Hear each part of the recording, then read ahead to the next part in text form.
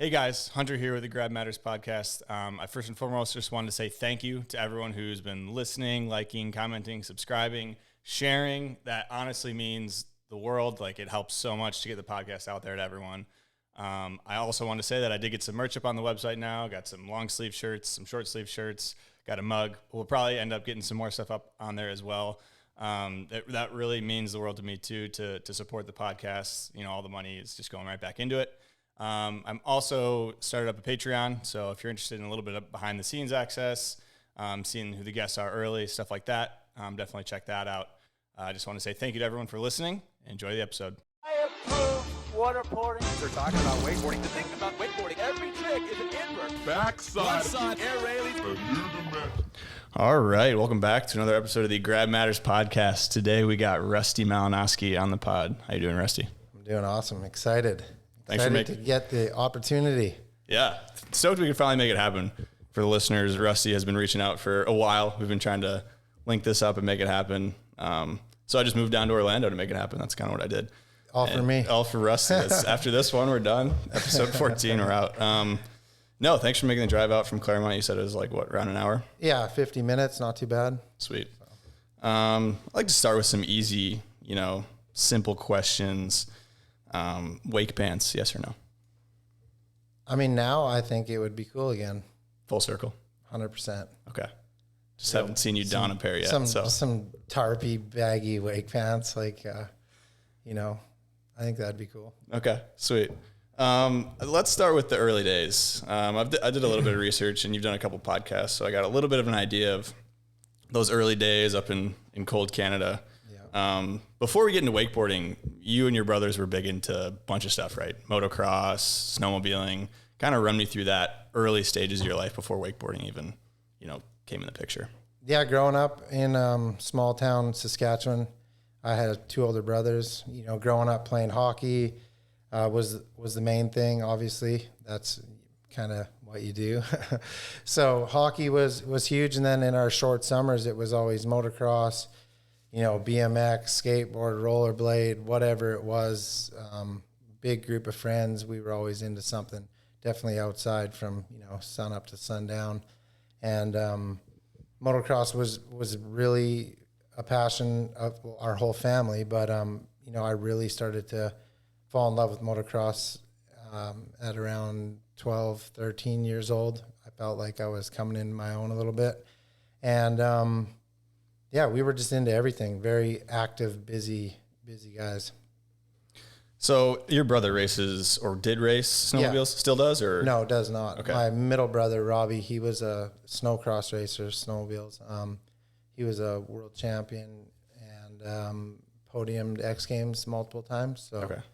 I was able to go to Aspen for multiple X Games to watch him and hang out. So it's pretty cool. Sweet. You could move it a little. You're what, 13, 14, racing motocross, playing hockey. When does wakeboarding come in the picture? Wakeboarding, for me, the first time I tried it was like 13, 14 years, right in that area, that whatever summer that was, whether it was 13 or 14. We have like the town of 5,000 people, and to the south, there's a little lake called Stony Lake, and to the north, there's a lake called Walsey Lake. And the Walsey Lake was salt water, but it had like a nice beach, so there was no fish or anything. It was just like a cool little spot to, it was nicer, the sand, and people would hang out. And my one buddy's dad had a Tiger Shark jet ski that he had, the boys were allowed to rip. And someone had, first it was like with a knee board, and then I remember standing up on the knee board and like, this is cool, and then he had a wakeboard and I got to try it. And I remember like getting up, deep water start, behind a jet ski, very first try, and kind of like cruising real easily. And remember even doing like maybe like a surface 360 on the wakeboard, the very first go. And I just thought it was like the best thing ever. And not much happened after that. It was just that I got to try it. And then, you blink your eyes and summer's over in Saskatchewan and back to winter. And the following summer, I had the opportunity to do a lot more wakeboarding with a couple of my buddies. And my one friend's dad had a Bayliner which and they had wakeboards and everything. And that summer with the Bayliner, I remember learning like all the inverts, like toe side back roll, tantrum, roll the revert, scarecrow, front roll, heel 3, switch heel 3. Like learn a lot of the basic maneuvers really fast, like 10 or 11 tricks. Are we talking tower on the Bayliner or maybe just a pull? Okay. I think it was a pull. Like a fly high pull? No, just like the back above the motor. Like a ski pylon? I think so, okay. yeah. And did you guys weight that thing out pretty good? His dad was awesome. His dad would let us put like bricks in the back. And we tried to weight it up. And to me that wake was huge. But I also, my dad's business partner at the time had a 14-foot Misty River aluminum fishing boat. But it wasn't like the kind that you drive out at the back. It had a steering wheel and a throttle. And me and my one friend, Braden, we rode. He didn't care. He let us take it whenever we wanted. And we rode like, I don't know if it was 100 hours, but probably like 60 hours that summer on that boat. And we'd fill the live wells with water and Rubbermaid containers. And my dad owned a implement dealer, like tractors, combines, farming equipment. And I found a pole out in like the wrecking yard. I found this pole and I took towels, I wrapped it around the bottom of the pole and I put it in the seat insert. And then I took 2 tie downs to the nose and 1 on each of the back corners. So I had my own homemade pylon.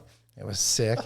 And we trimmed the motor to get the wake, maximum wake. And speed was very inconsistent, but I mean, it was like the best thing ever. Those summers with like the Bayliner and the Misty River and all that was really, really cool. And that kind of shaped me into, cause at that time I didn't know of paid wakeboarders. I didn't know of any of that. I just knew that I loved skipping across the water, wakeboarding behind whatever it could be. Then the following summer, Tyler's dad, the guy with the Bayliner, his dad bought a Nautique ski boat, like the model 2001, not the year. You know what I'm talking about? Yeah. Which apparently was like a sick wake when you put weight in it. And same thing, he let us weight it up, and he had a tower on that boat. And then the first time we got to ride behind that thing with like barrels of water in the back, game changer. I was like, I thought it was a Paragon. You know what I mean? It was so big and insane. And then that's when it was like, damn, we're on. And then that winter, so I was 16, and so 16 that winter, all winter long, I was like on the computer I wanted to get a boat so bad. And my mom finally convinced my dad like that they were down if we could find a boat for a good price. And after I searched, I found a Mastercraft ProStar 190 out of Seneca, South Carolina. So I'm living in Saskatchewan. Bit of a hike. So my dad, makes a deal happen. We got that boat for $7,600. I gave my dad a couple of grand. He took care of the rest, shipping. Man, I would wait once the deal happened and they were shipping that boat. Every single day after school, I would drive to my dad's shop and be like, is it coming today? Wait, like a kid waiting for Christmas. The day it was like the boat was showing up today. It's like minus 40. I'm waiting at my dad's shop and I see the semi come in with this white and red ProStar 190 on the back. And I'm like, I've made it. I have my own wakeboard boat. Anyways, we unload it. The boat's totally beat to shit. Pictures lie. Yeah, it was a little bit optimistic. The pictures were. It was beat, but that whole winter, man, every day after school, I would spend hours and hours like cleaning it and getting it all ready to go.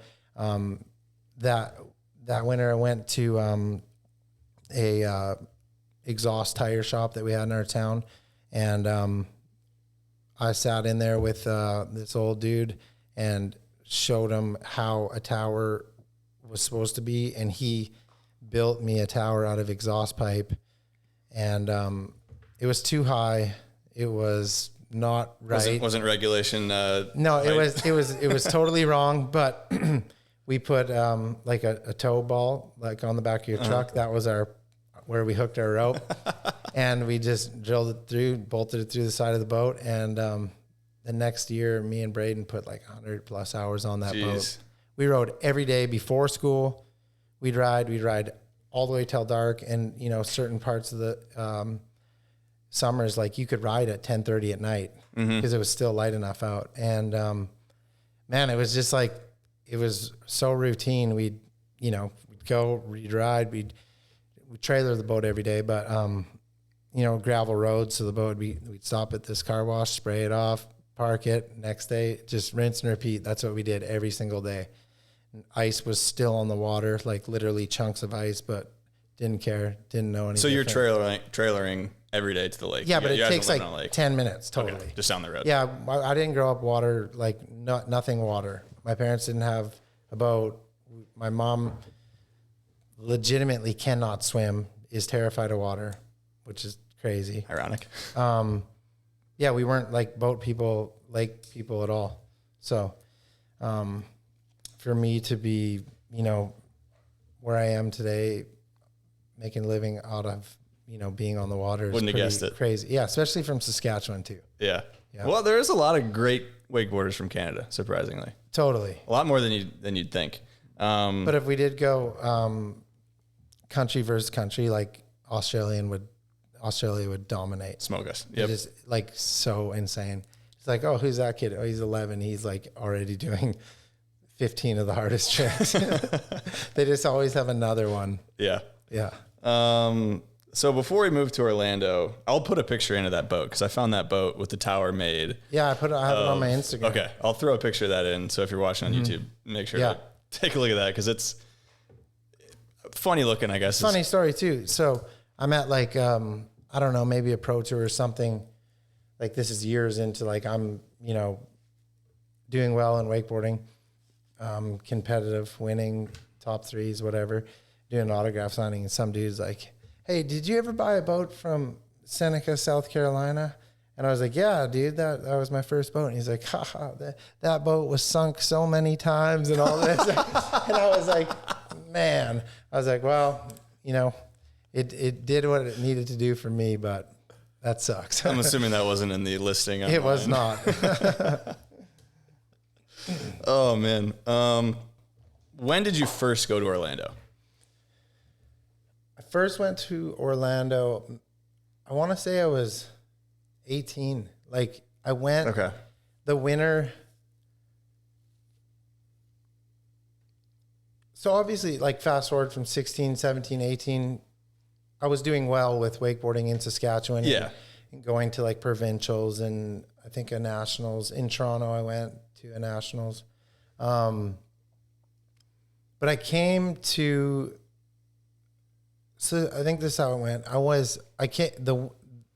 The first winter I came for like maybe, man, like a month. Okay, that's what I thought. I was with like Chris Canuel, Steve McKinley, all the BC guys from Canada. Chris Canuel's mom rented a apartment on Lake Frederica right over by the airport. And there was like 5 or 6 of those dudes, all from BC, that were staying in that place. I was able to, I think I met them all at nationals, and then they said I could come and hang out. So I don't even think it was a month, but I came for a little bit. And it was like 7 people plus Chris's mom in like a 1-bedroom apartment.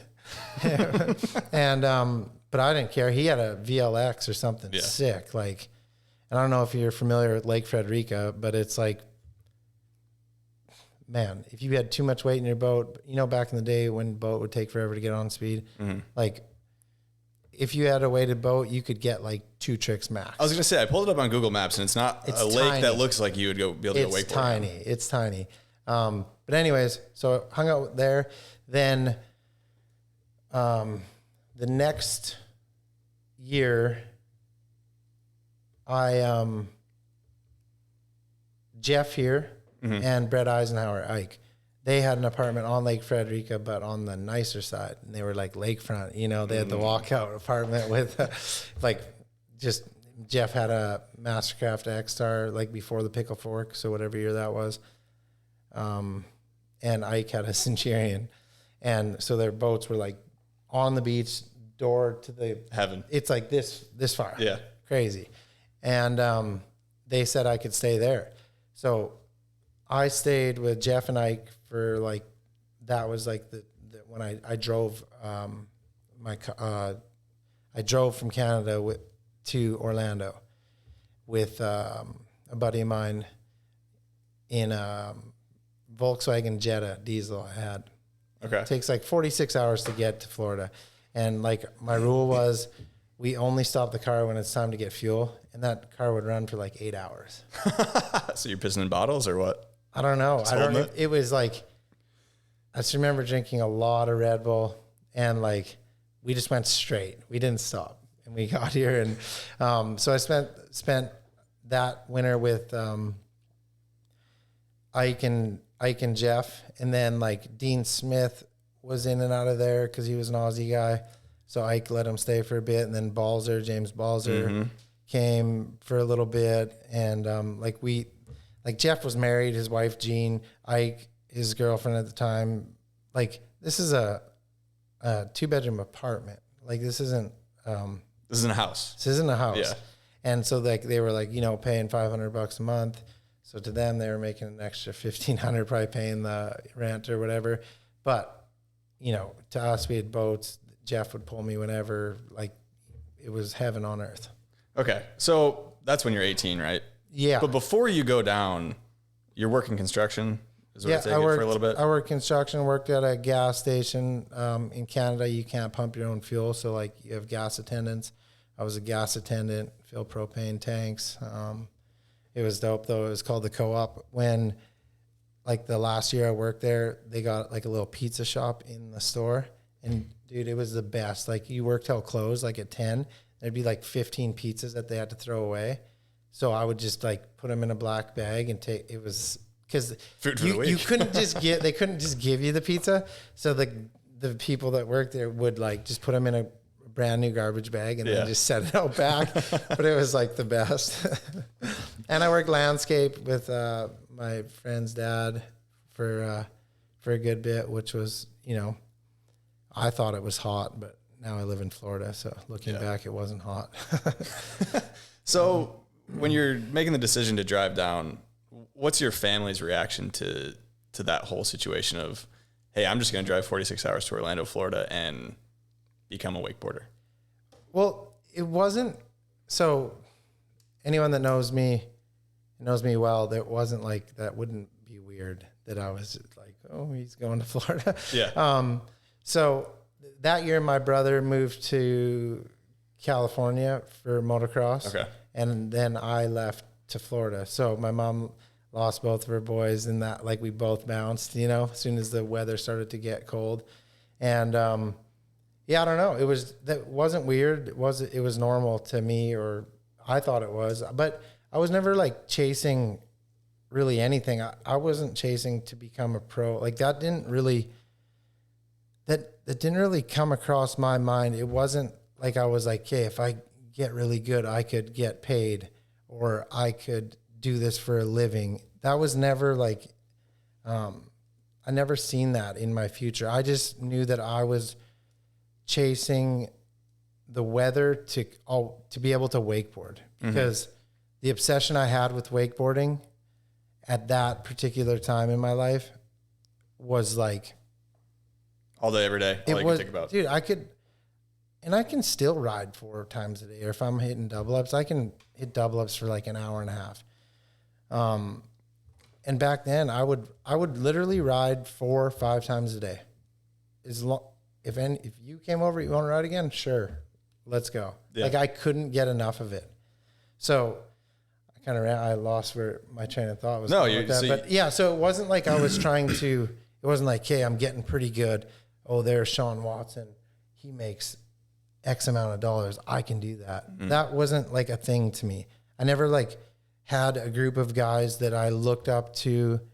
Like I wasn't like, I just wanted to wakeboard. Do you know what I'm saying? No, like, yeah. It wasn't like me chasing anything other than the climate to be able to wakeboard every day of the year. It wasn't career motivated. This is how I can do this I really all the time. I didn't pay any attention to that. I didn't know a lot about that. You know what I'm saying? Yeah. It wasn't like I had been, my older brothers were into it. So I was, following their lead, or it wasn't anything like that. And you're not flipping through magazines in Canada every day or not watching really. videos? My friend Braden was way more into it. He knew all the new videos coming out, or he would like show me. He's like, hey, look in the magazine. There would be a sequence of like Shane Bonifay doing a heel 7 or something like that. You know what I'm saying? And honestly, back then with my Pro Star, a lot of the tricks that I would learn that were like a little bit harder than your basic inverts, like whether it be a heel 5, I would hit double ups back then. Yeah. To like get a little more hang time to get like a heel 5 done.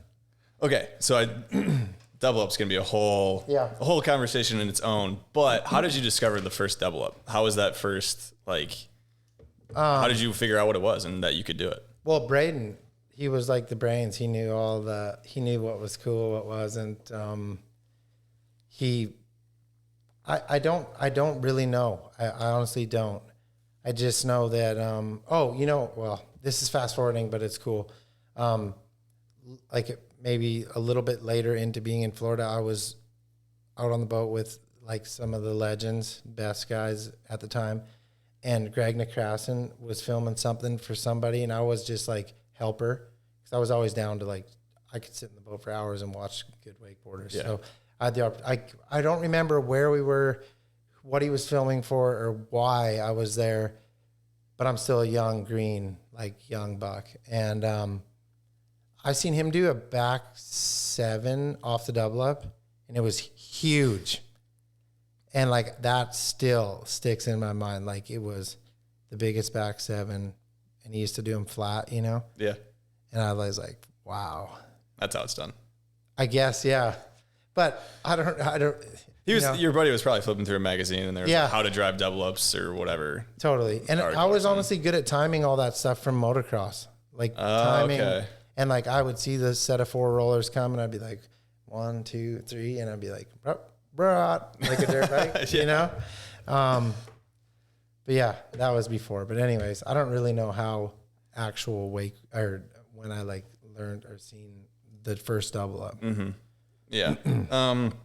When you did get down here to Orlando, was there a time frame you had in mind of, are you working at this time, or like what's the financial situation, I guess, when you immediately get down here?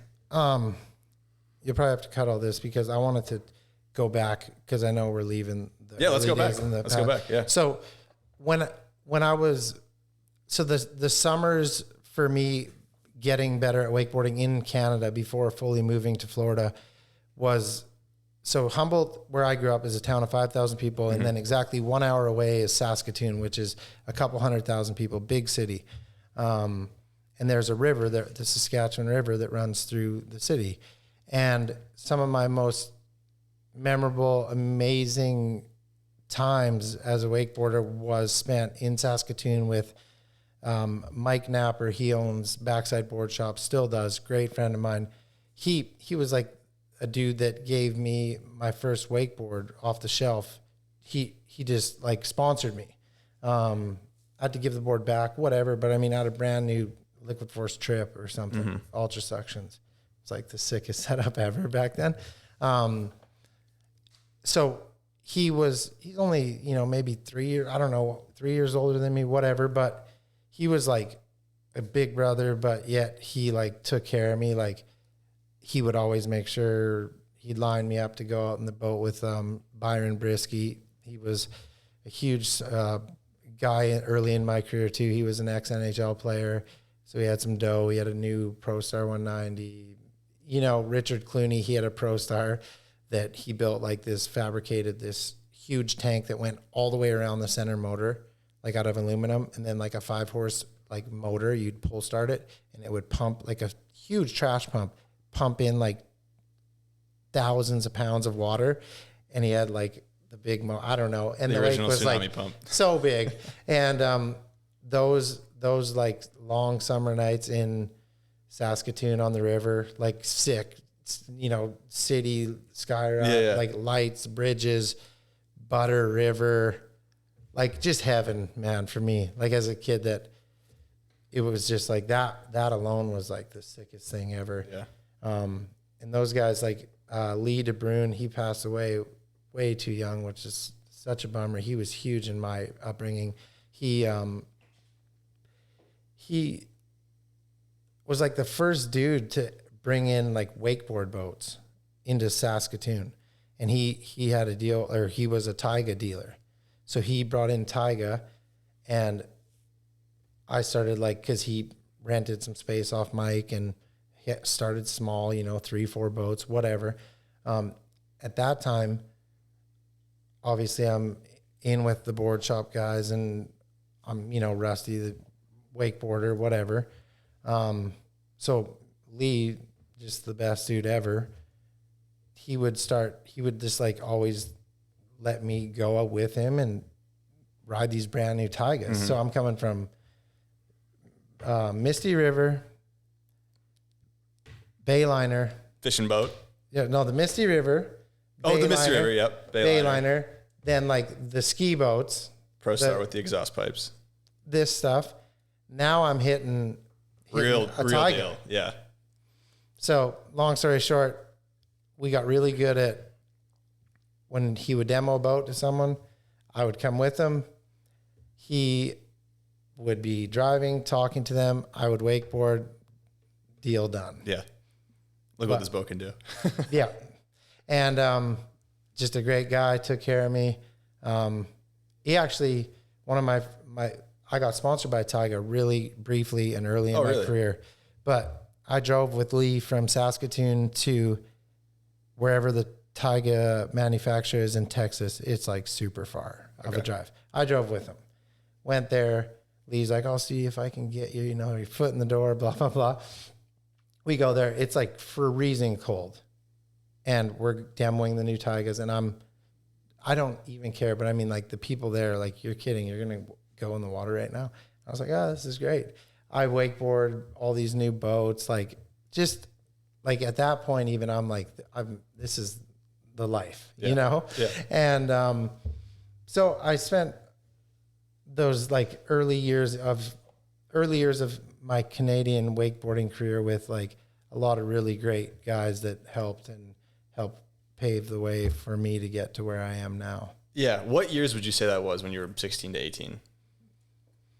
I should have texted my mom and said, be on call because she knows everything. I mean, we could do the math, right? You're what, 39? Yep. So just because I'm curious at the point of what boats were looking like then. What year did the Pickle 4 come out? 05? 04 or 05. Yeah. So I was. You were 18 in 2001, 2002, I think. So probably around that time, early 2000s, I think. No, because Merrick was born. Me and Merrick were born in December, so I had just turned 24, and then like a week later he was born. So, and he was born in 07, December of 07. Okay. So, anyways, whatever. Yeah, 18, 19. Late 90s, early 2000s is that point, right? Well, definitely 2000s. Okay, let's go to when you moved to Florida right after high school. So yeah, what's that financial situation, I guess, looking like? Are you working when you immediately come down here to? Well, so what happened was I never liked school. I was never good at school. I honestly just hated it. I always did whatever I had to do just to do enough. Like, for the exception of school, everything else I do in my life is 100%. And I just hated it. And I was in 12th grade, and I get in trouble with some other kids, and we get in like real trouble. We get expelled. We get kicked out of. I had like 3 months left of school. Yeah. And I'm going to graduate. And we get in trouble, and I get expelled, and now I don't get to graduate. and like this whole deal. So when I got kicked out, principal's like calls my dad. My mom was out of town. Can you come pick your son up? No, I can't. I'm working. Send him to the shop. That's what my dad tells him. So I'm like, all right, whatever. Go to the shop. Tell him what happened. He's like, well, your mom will be home later. Figure it out. You know, he's like, in the meantime, go see Richard. Richard is the shop manager in the back, the mechanics.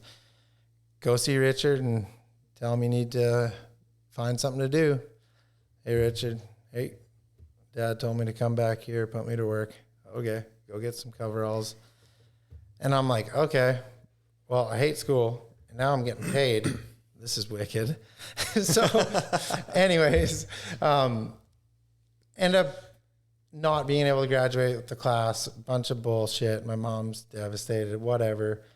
I don't care, because like the day they actually had graduation, it was super hot, and I went wakeboarding. Yeah. I was like, This is great. it's the best. Anyways, so we, that year that I was supposed to graduate, after that summer is when when I drove to Florida and didn't come home. Okay, cool. In my F-250. Yeah. Okay. Yeah. So there was never plans to go to college or getting your degree? No, college shit, degree or no. high No, school no, degree no. was no. No. Okay. No. I did get my papers, but not in the traditional You got way. your grade 12 is what they say? Yeah, Canada. the grade 12. Yes. I don't know if you can have a good answer to this or not, but so you're 18, you're chasing the wakeboard thing, you drive down to Florida.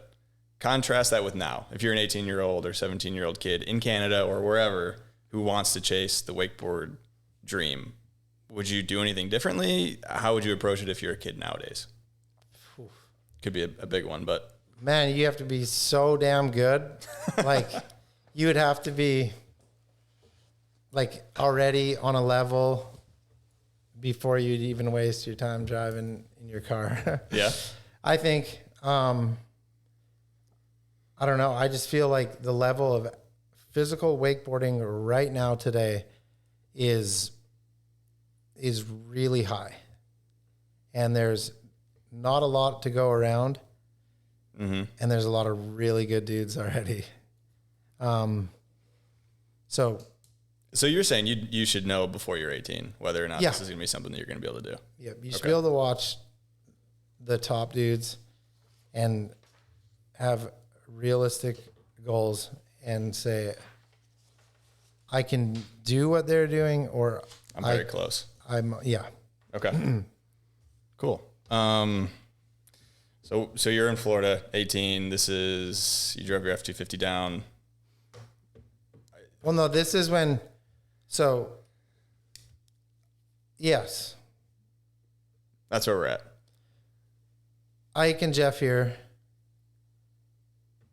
It's like, it's good. It's whatever. Oh, you were saying something about finding out. Well, I was just wondering what yeah. you're doing, when So- you get down here. Well, when I was staying with, so you don't have to cut it and it's all me fucking rambling. I'm not cutting any of this out. This is all staying in. I'm with Jeff and Ike, but yet I'm riding with Glenn Fletcher. He's helping me at O-Town. But I don't have a ton of money to pay for the like legitimate coaching and all that stuff. So in return, I did a lot of, I would help him work around the camp. Like, I didn't stay there, but they would be redoing the upstairs. I would help, with whatever it was that they were fixing or remodeling at the time to offset some of the costs that, him coaching me and gas money and whatnot. Yeah. So I did spend, a good bit of time with Glenn Fletcher at O-Town, and he was great for me because he, there would be certain tricks or certain things that like your buddy couldn't, normally you're in the boat with 2 or 3 of your buddies and you're like, what am I doing? And usually between those dudes, they can give you some advice to help you. He was good at getting through to me what I needed to do to figure certain things out. So I really loved my relationship with Glenn. as a coach back in the day when I would be learning these tricks. He got through to me well and helped me competitively get right too, because I spent a lot of time not doing good in contest. In the early days, Yeah. Okay. But that's kind of a whole nother part. So anyway, so as I'm doing, living with Jeff and Ike, spending some time at O-Town, Chad Sharp was around a lot at Jeff's. And I remember, and Chad was always like absolutely amazing to me. Like, you know, big brother. And he and Kilgis and Danny and Grubb and Chad, and there was a bunch of them, they were filming something. And I went and hung out and helped. Like, I didn't ride, I wasn't being filmed. But I remember Grubb lived in an apartment on one of the downtown lakes. And they were filming with Kilgis. So I'm like with Chad, Danny, Grubb, like all those dudes, Watson. And I remember like they were all filming, killing it. And then like at the very end, there was like the light was gone. And Kilgis is like, you can ride if you want now. And I was like, oh, that'd be amazing, you know, because I'm nervous. All these sick dudes are in the boat and I want to ride good. And we're going out, like getting ready to go. And I'm like, what are you doing? He's like, I'm like, you don't have to film. He's like, no, I don't mind. I was like, oh my God, he's sitting in a tube with his like camera, you know, water housing or whatever he had at the time. And I'm like, dude, I'm like about to like ride in front of like all those guys. And Sean Kilgis is like in a tube 5 feet from me. Yeah. Not only the legends in the boat. Yeah. I'm getting filmed too. So anyway, so I kind of got to know those guys a little bit, and then had a great relationship with Danny Harf. And he lived at Bay Club on Lake Hiawassee, where Parks Bonifay had a house, Sean Watson, and Danny bought a house in there.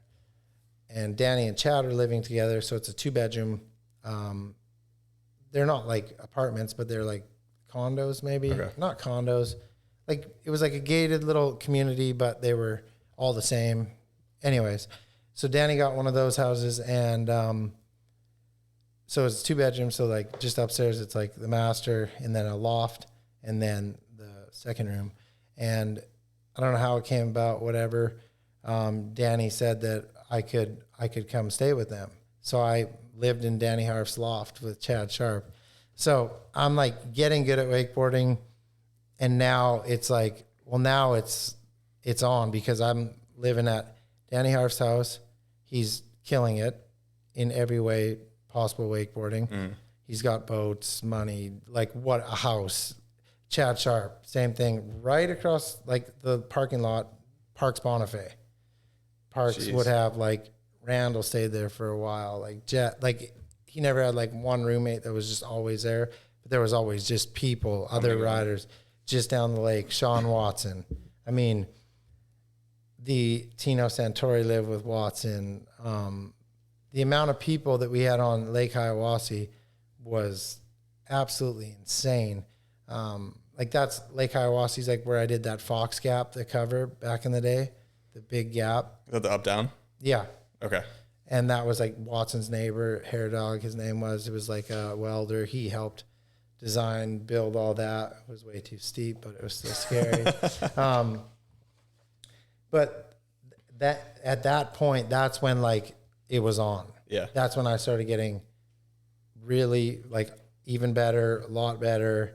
And it was, you know, because I was surrounded by literally the best dudes in the world at that time. And, you know, Parks had the new Pickle Fork X-Star, which for wakeboarding, once that came, that was like unbelievable.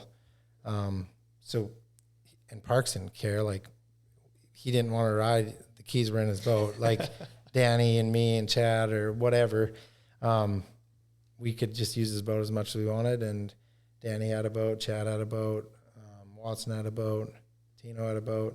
So there was like so many boats, so many people wanted to ride. That's when it was game on for me. Perfection, yeah. Yep. So what's your first year on the tour, I guess? Because now we're getting early 2000s. It seems like the mindset might be shifting from, sweet, wakeboarding is a lot of fun, to these guys are making quite a bit of money. They're making a living out of this. Well, that was the thing too. When I was like at Jeff and Ike's too, you know, I had saved up a little bit of money, not a lot, but, and I was running pretty lean. Like, it didn't cost a ton to put gas in the boat at that time. I didn't really, you know, food and gas really. So in rent, a lot of times by the end of me staying with like Jeff and Ike, it would be like, well, if I did a bunch of the bullshit work they didn't want to do, they wouldn't charge me for that month. Yeah. You know what I mean? So I was like, that's how I was raised. Like, I just worked. I didn't care. Like, I mean, dude, true story. Back in the day, Parks Bonifay, I like cleaned his whole house for like $200. Or like Danny, I like pressure washed his driveway and the whole house. Yeah. Free rent. You know what I mean? Yeah. Like, what can I do that isn't me giving you money? Just totally. So, by the end with Jeff and Ike, like I was saying, I would just, you know, I was running super lean, but I do remember the like phone call with my dad. It was like, cause my dad's old school, and you know, to the day he's still only probably been in the boat 4 times when I've wakeboarded. So really, yeah.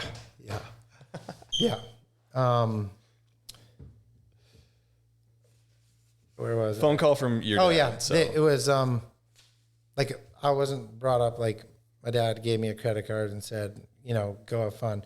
It was, I had X amount and it was getting low, and my dad said, I think it was like word for word, it was like, if you can't, you know, make something happen by the end of this year, it's time to come home and get a job. Yeah. There's a date. There's a hard date that it was like, you know, like, what are you doing, buddy? You saved, you know, I had like $7,000 or something, but it would, you know, every day there was no new money going in. Yep. So I think I was down to like $2,000 or something like that. And he was, and it wasn't like, it was just like, okay, you know, if you can't get something rolling, come back and get to work. Yeah. Like, that's what you do, right? So it wasn't long after that I got a deal with Gator Boards. So, okay, it was Gator first. Yeah. Well, actually, my first paying sponsor, and is still a sponsor today, is Roswell. Really? Roswell. Robert at Roswell. I had no idea they were number one. Yeah. He started taking care of me when I was like 18 years old. What are we talking money at 18 years old from Roswell? I bet you it's more than you would think. I think honestly, the first little first bit of time with Robert, it was like $500 a month. Really? Yeah. Okay. I mean, that was huge to me. That was rent. I was gonna say that's enough that you can make that work now. I mean, back then, to me, I'm in your like, head, yeah. Wow. And he's like, I look up to Robert. I don't know how much you know of him or know who he is, but he's taken Roswell, the company. He started in Canada. Like, he's from Alberta, or Lethbridge, which either way, like 4 hours from where I grew up. Mm-hmm. Farmers. He had a vision, the towers, the speakers, the board racks. And like, I mean, this guy, have you seen their new building? I don't think so. Cocoa? I mean, it's so amazing where he has taken his team and his company. Like the new towers on the Paragon. It's like, those things are insane. That's all him. The Roswell stuff. So anyways, so Roswell was my first paying sponsor and still is a paying sponsor. How many years is that now? I mean, 18 to 39. So we're over 20. Yeah. Cause we, Christmas party last year, whatever, they, gave me a thing, 20 years or whatever. Wow. Yeah. Not a lot of people can say that. No. 20 years sponsor. Yeah. Sweet. So first money coming in is Roswell. What comes next? You said Gator Board. Yeah. Cause I was getting free boards from Hyperlight Canada rep, / something, but I was breaking boards like you have no idea. Dude. Okay. Like, man, I could break wakeboards. So Jeff here is the team manager for like the legit Hyperlight team, the U.S. team. Mm-hmm. And so I'm living with Jeff. I'm breaking boards. So Jeff would just get me another one. So I had like unlimited. But then like some days I'd break 2 boards. So they were like, you got to ride a different board. Okay. Well, you're riding too small of a board. Ride a bigger board. I just kept breaking boards. Yeah. Anyways, I don't know how Gator and I got. I think I was kicking it with Wes a little bit, and he rode for Gator. Wes Briscoe. Okay. And I remember going like over to Wes's house on Lake Pickett, or he lived in Gator's family house or something. I don't recall. But anyways, somehow, some way, I got connected with Gator, and like Ricky G's on that team, Randall, Wes, like some pretty sick dudes. Like, and it's funny. I still talk with Ricky G like at least once a month. No way. Yeah, and Randall too. And I seen Wes at something. It was good to see Wes too. But I went on a bus tour with all those guys and stuff. It was cool. Like Randall stayed at my house the last time he was here, and for Double or Nothing. That'd be a while now, but it's those were awesome. Those were great guys. So I kind of had like a pretty lot like avenues of. I wasn't just one group of. Yeah, people, you didn't have one I mean? tight group. You were sticking your feet in. So, anyways, I got together with Gator, and he wanted to do something, so I was able to start riding for Gator boards. Okay, and we're talking. You're getting paid by Gator boards now too. Yep. Yep. And that all happened like pretty quick. After with Roswell, then Gator, then it was kind of like dominoes started falling. Yep. Okay. But Gator didn't last long, because then are we going down this path right now? Yeah. See, it seems to make sense right now. It's flowing.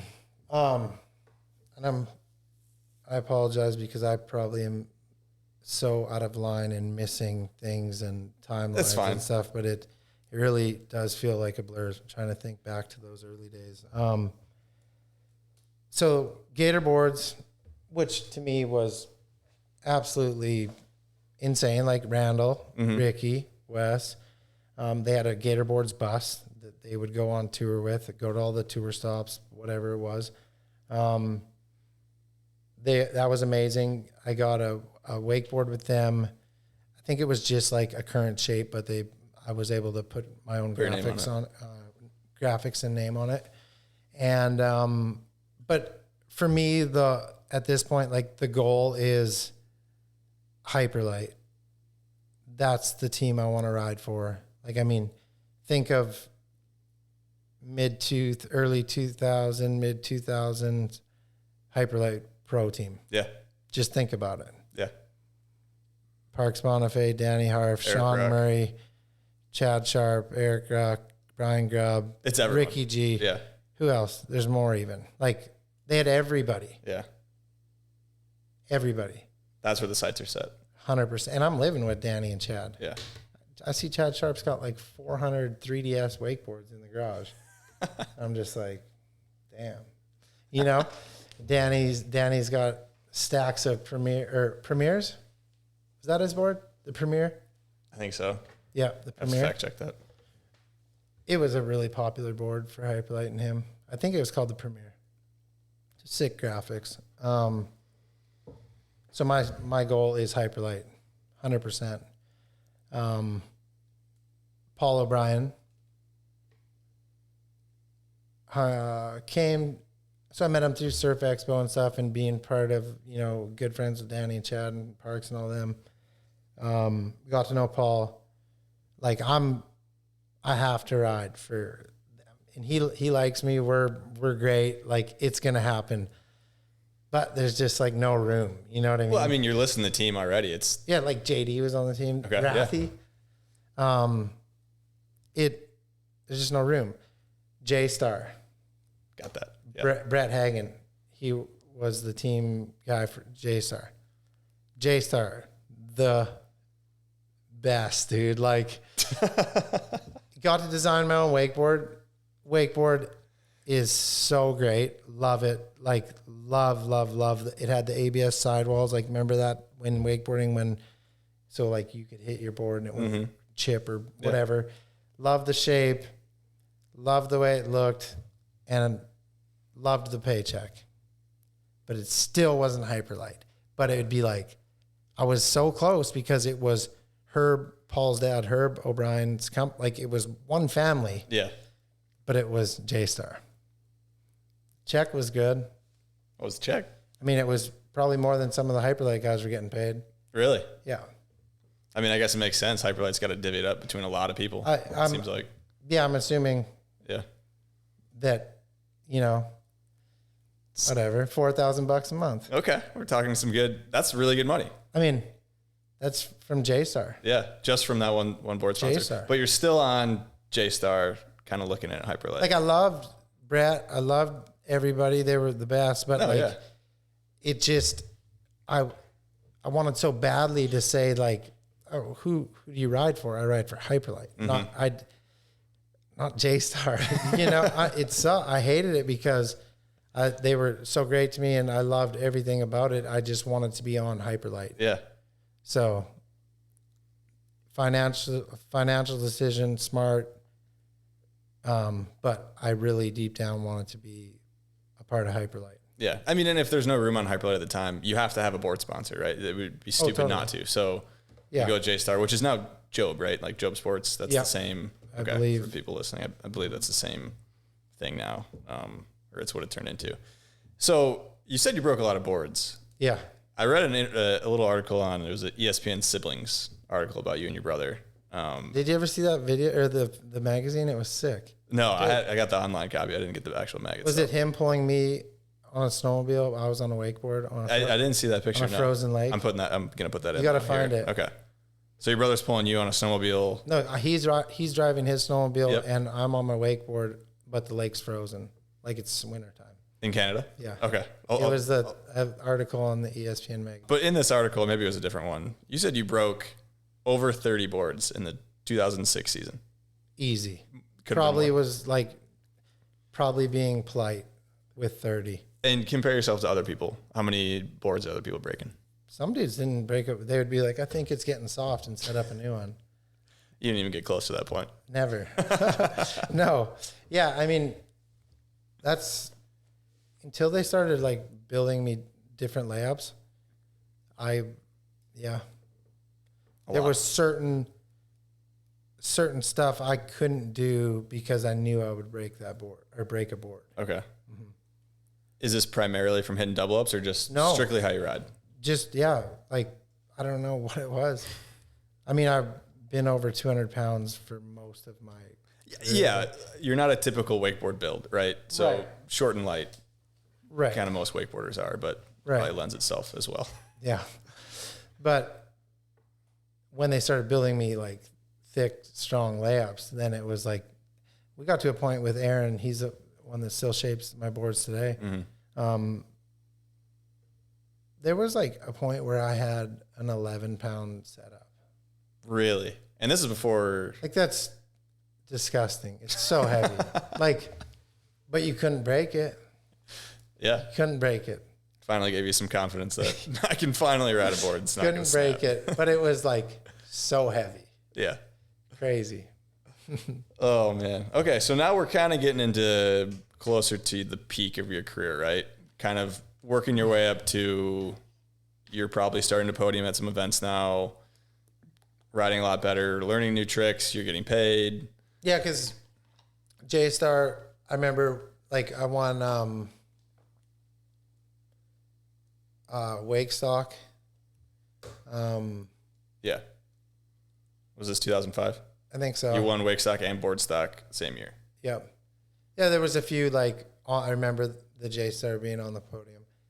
Yeah. Like that, I think, yeah. Okay. 6, 7. Because you signed with Hyperlight in 2007, right? 8. Or 8? 2008. Okay. So you're still a J-Star until that point, but you signed with Mastercraft in 2006. Yeah.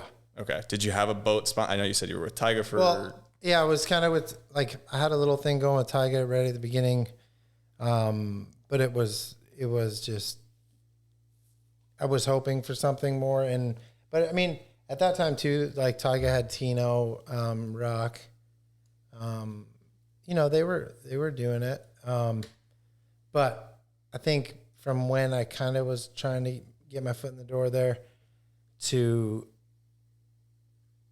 by the end of that year, it was like, I had talked to Lonnie at Malibu. I had options for boats. Okay. When I signed with Mastercraft. Yeah. In 2006. Yeah. Why, since it sounds like you had options, you made the decision. 100%. Why'd you go that avenue with Mastercraft? I mean, at that particular point in 2006, they had a boat that was much better than any other boat for wakeboarding. That 2006 X-Star, right? I mean, that pickle fork, that 10 years or whatever that they reigned, what was it, till the G came out, mm-hmm. That was the best boat for wakeboarding. Yeah. So, I mean, you mean to tell me that I can ride for Mastercraft, which at the time had the best wake for wakeboarding, and get a legitimate contract? Sign me up. Yeah, right. Let's go. Yeah. It was a no-brainer at the time. So you went with Mastercraft. Yeah. It was a 3-year deal initially to start, I believe. I'm assuming, okay. Yeah. So what's that like coming from a kid in Canada who had no idea of, what do you want to do and starts wakeboarding, loves it, to now you have your boat. Yeah. It's your boat. They give it to you. I mean, it was insane. And that was the boat that everyone wanted to ride. So I brought my X-Star to Hiawassee, and it was the best. Dream come true. It really was. Yeah. So, and then I'm in the mix. Like, I'm on Team Mastercraft, Yeah. Like, it's a big deal. Parks Bonifay, Team Mastercraft, 100%. Huge deal. The Pro Tour at this point it's a Mastercraft Pro Tour, right? So all the stops are being towed by Mastercrafts. Yeah. I think this is a good time to talk about, is there a significant advantage to riding behind the boat that the contests are towed behind or towed with? You're training and practicing on an X-Star, and the X-Star is the boat that's, towing the contest. Yeah, I believe that, and I used to really believe that. Like, I remember when they would do weight games at OWC, and that was before, say, the G came out, mm-hmm. and it was beyond the 230 or whatever. Like, I would really, really make sure I got to spend time riding behind that boat, because the wake was a lot different than the wake I was riding daily at home. So advantage, I don't know, it doesn't take long, but like a set or two before, like on a different boat, just to get your stuff dialed in. But it's not like if you could get just as good behind any boat, really. You know what I mean? Like, it translates, like the 230 at the time was very sensitive, so there's like quite a bit of wash on the top. Okay. I didn't care about that. I actually kind of liked it. It had more of a kick, and I was able to like power through that wash, and I could do usually harder tricks, and that unless I was at my house behind my X-Star with like 4,000 pounds of weight in it. Yeah. And the wake was like peaky and huge, but a lot of events we would ride behind the boat. They wouldn't put too much weight in the boat because you needed to get up to speed. So up until like the G and stuff, like, man, I did good in events and all that, but I actually like preferred like the 230 because I was able to do my nines and stuff like that way easier than, unless I had like a super weighted down boat. Mm-hmm. Perfect conditions. Masters and stuff like that, I always did well at weight games, stuff like that. Okay. I was just curious from a, not a big competitive boat guy, but if people intentionally practice behind boats that are, hey, my buddy's got, the Tyga, that's the contest 2 weeks from now. I got to do a couple sets. I would say just at least a couple rides behind it. Yeah. Just to feel it out. Mm-hmm. Okay. I was just interested on that. When you won a contest, did you always follow the 10% rule? What's that? Spend 10% of the bar on everybody else. Oh, yeah. I mean, my first pro tour my first time I won it was in Reno, Nevada, and I was down $5,000 in the casino, so I had to win the event just to break even, and I did. And yeah, of course. God, you don't get brought up in wakeboarding with like Daniel Watkins, Brett Eisenhower, Parks, Chad. Like, you don't have that group of people in your life, and you win. Yeah, of course. You're not going home at 9 p.m. going to bed right away. Yes. No. Okay. Damn, that's probably more like the 50% rule. Really? Everybody, no matter who the winner is, they're treating everybody at the bar. What was that first? Because it was in Reno, you said, right? Yeah. What year was that? Man, I don't even know. All right. Well, anyways. I don't know what year it was, but I remember it was like the format was head to head, and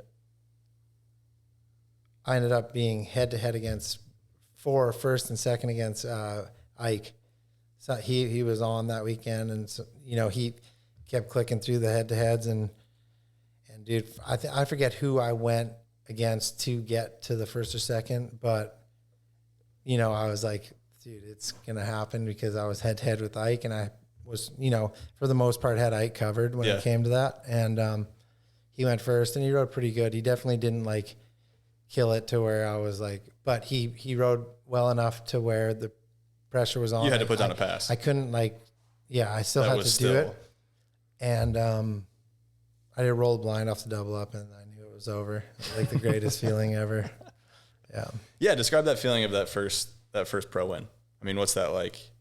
Similar probably to getting your own boat as well. Just different. Cause the way I grew up in sport, the gate drops, you run your moto. If you get a bad start, only you have the ability to push harder and catch up or do whatever.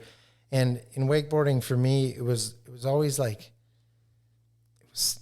was so different, because you can't try harder. You know what I mean? You can't run faster. You can't do more push-ups. If you fall first trick, you're like, that's it. Now and that was different for me, because I could get a bad start. We could be down 2 goals, and I could physically try so hard to score a goal, and maybe it would happen, maybe it wouldn't. But you put the effort in. Yeah, wakeboarding, it was it's just a lot different. And I don't know, I'm obviously very competitive, but that's how I was wired as a young kid. You went to the gym so that when you were bigger, stronger, faster for hockey. You went to the gym so you could ride your dirt bike longer without getting arm pump. There was always the off water track, whatever training. And then for wakeboarding, no one really did that, but I was so used to doing that's how I kept that up. Mm-hmm. And I would ride a ton. I would work out. I would do all these things. And I for the first, I don't know how long it was. It felt like forever, but maybe that first year, I was the best at home. I was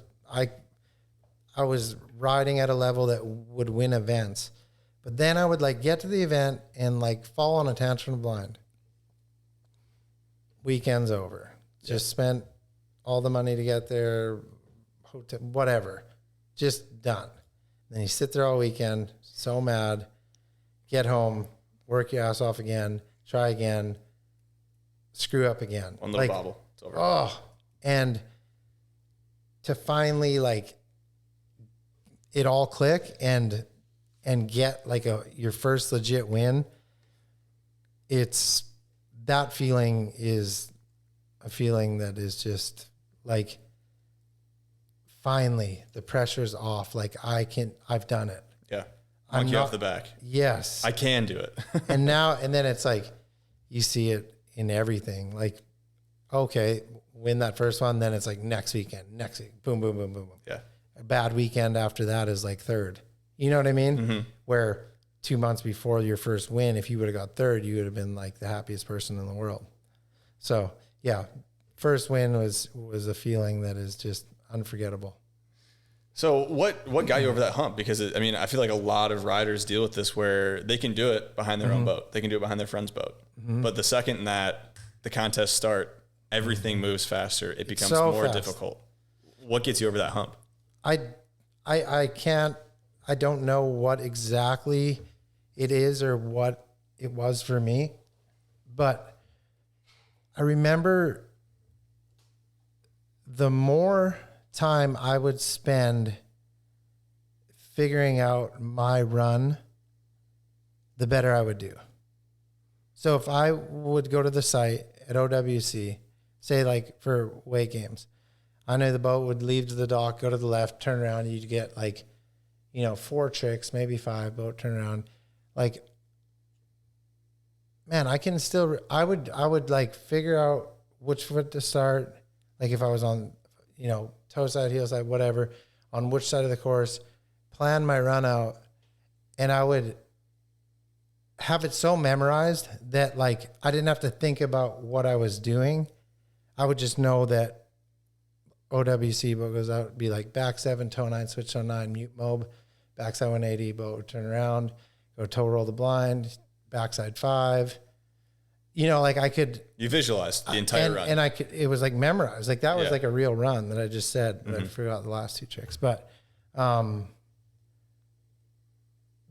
I started doing that and really taking out like the, oh shit, I bobbled here. Do I need a harder trick here now to make up for that? Or like stick to the plan. You got 4 tricks that you're doing. If you bail out, say you're going for a 9, get no kick, do a 5, leave it. The next trick that you were going to do it. Like just stay on path and on track to what you had planned. Yeah, don't improvise. Do the plan that you have. You can't, because as soon as you like fall and you're like, oh crap, I need a trick that I've landed twice in my life. Like, of course you're going to fall on it. Yeah.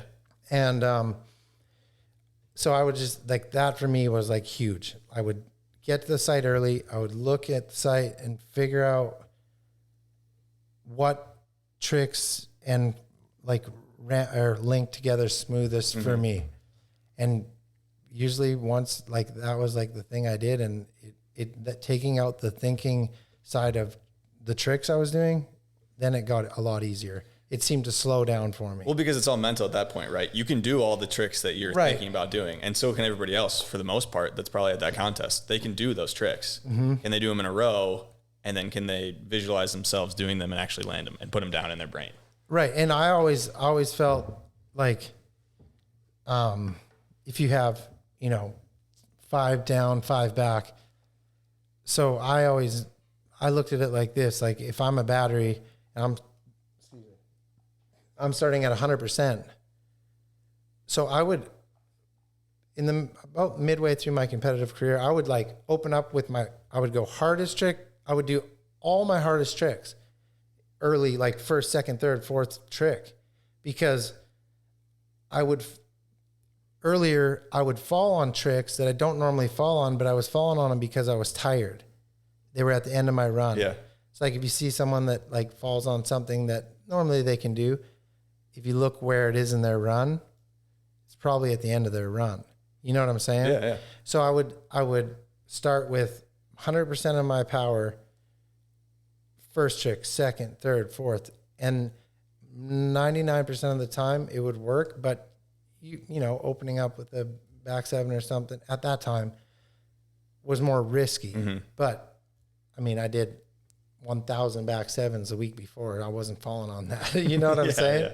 Yeah. So, just like linking up my hardest stuff early and just kind of not even having to think. Makes sense.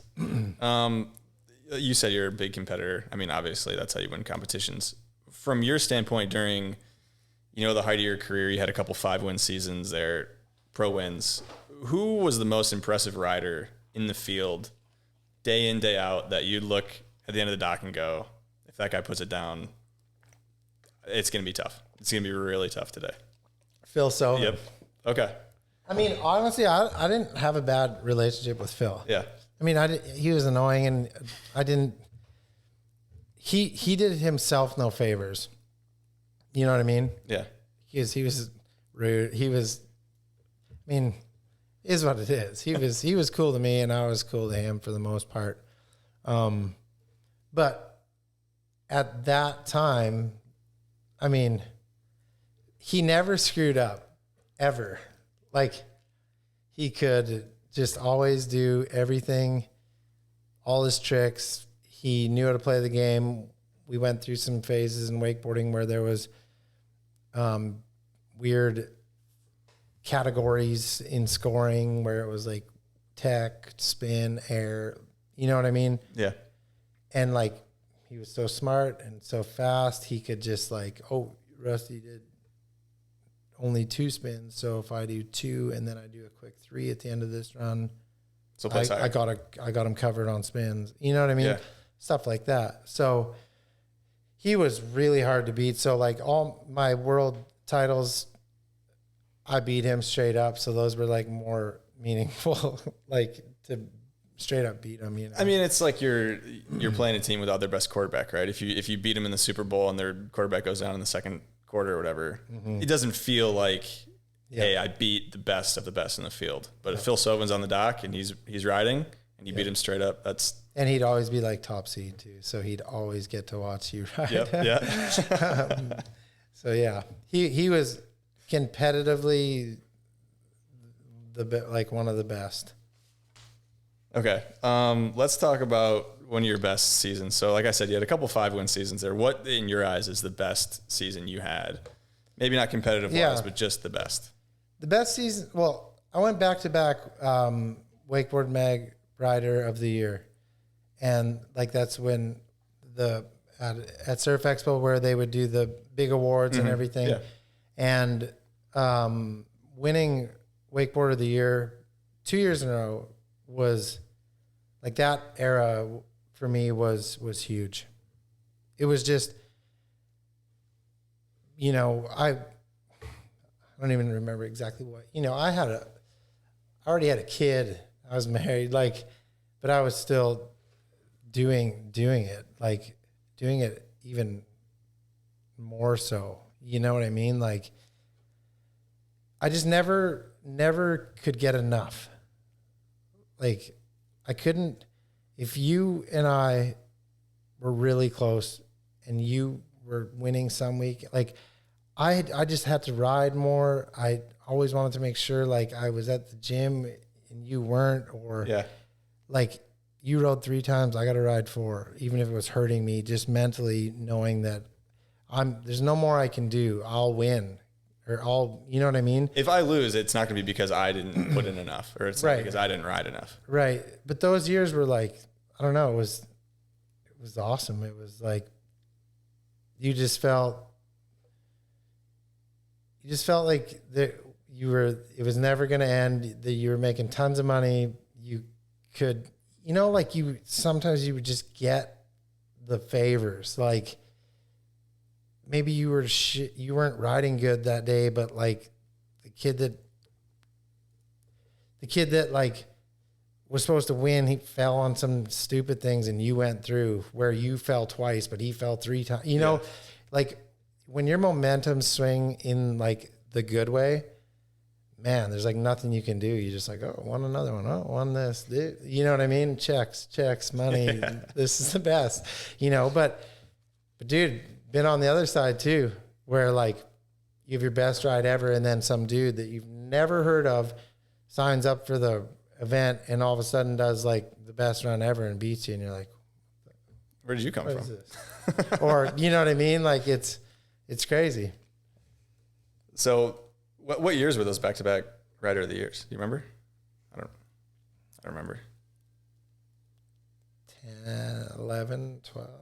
10, 11, 12, in that range. Okay. I'm thinking. Okay, because that's right after the 1080 then, which I think is probably a good time to talk about now. Before that, what's your most unlikely or weirdest sponsor you've ever had that you can think of?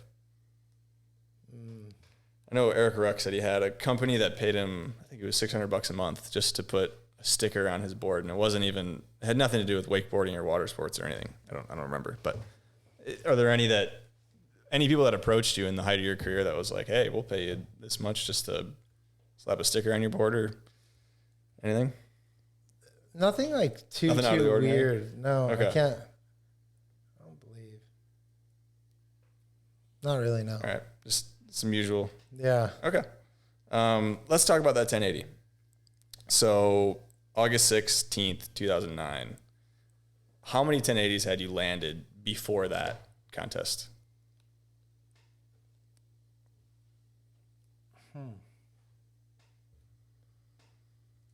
I don't recall, but not a lot, Okay. A handful? I would say. Okay. I remember so Danny lands a heel. Obviously Parks does a 10. Doesn't even mean to, doesn't even want to. He's like, oh, the double was good, and lands a 10, like in 1991. Whatever it was, like total Parks, right? And then I remember driving, I drove Danny was trying heel 10s. I drove him a right, like perfect double up, lands that. Then I'm like, really, I want to get a 10. And then I get a 10. So it's like Parks, Danny, and I all rode for Fox clothing. And then I hit the 10, and Fox does like this ad, like the 10 club, and it's like Parks, me, and Danny. And like, there's a lot of hype about it because I mean, it was at the time. It's a big deal. There's only 3 people that had ever done it. And then Danny, he did one. And I think it was a while before he hit another one or something. But I did one, then I did another one, and I definitely had done at least 5 or 6.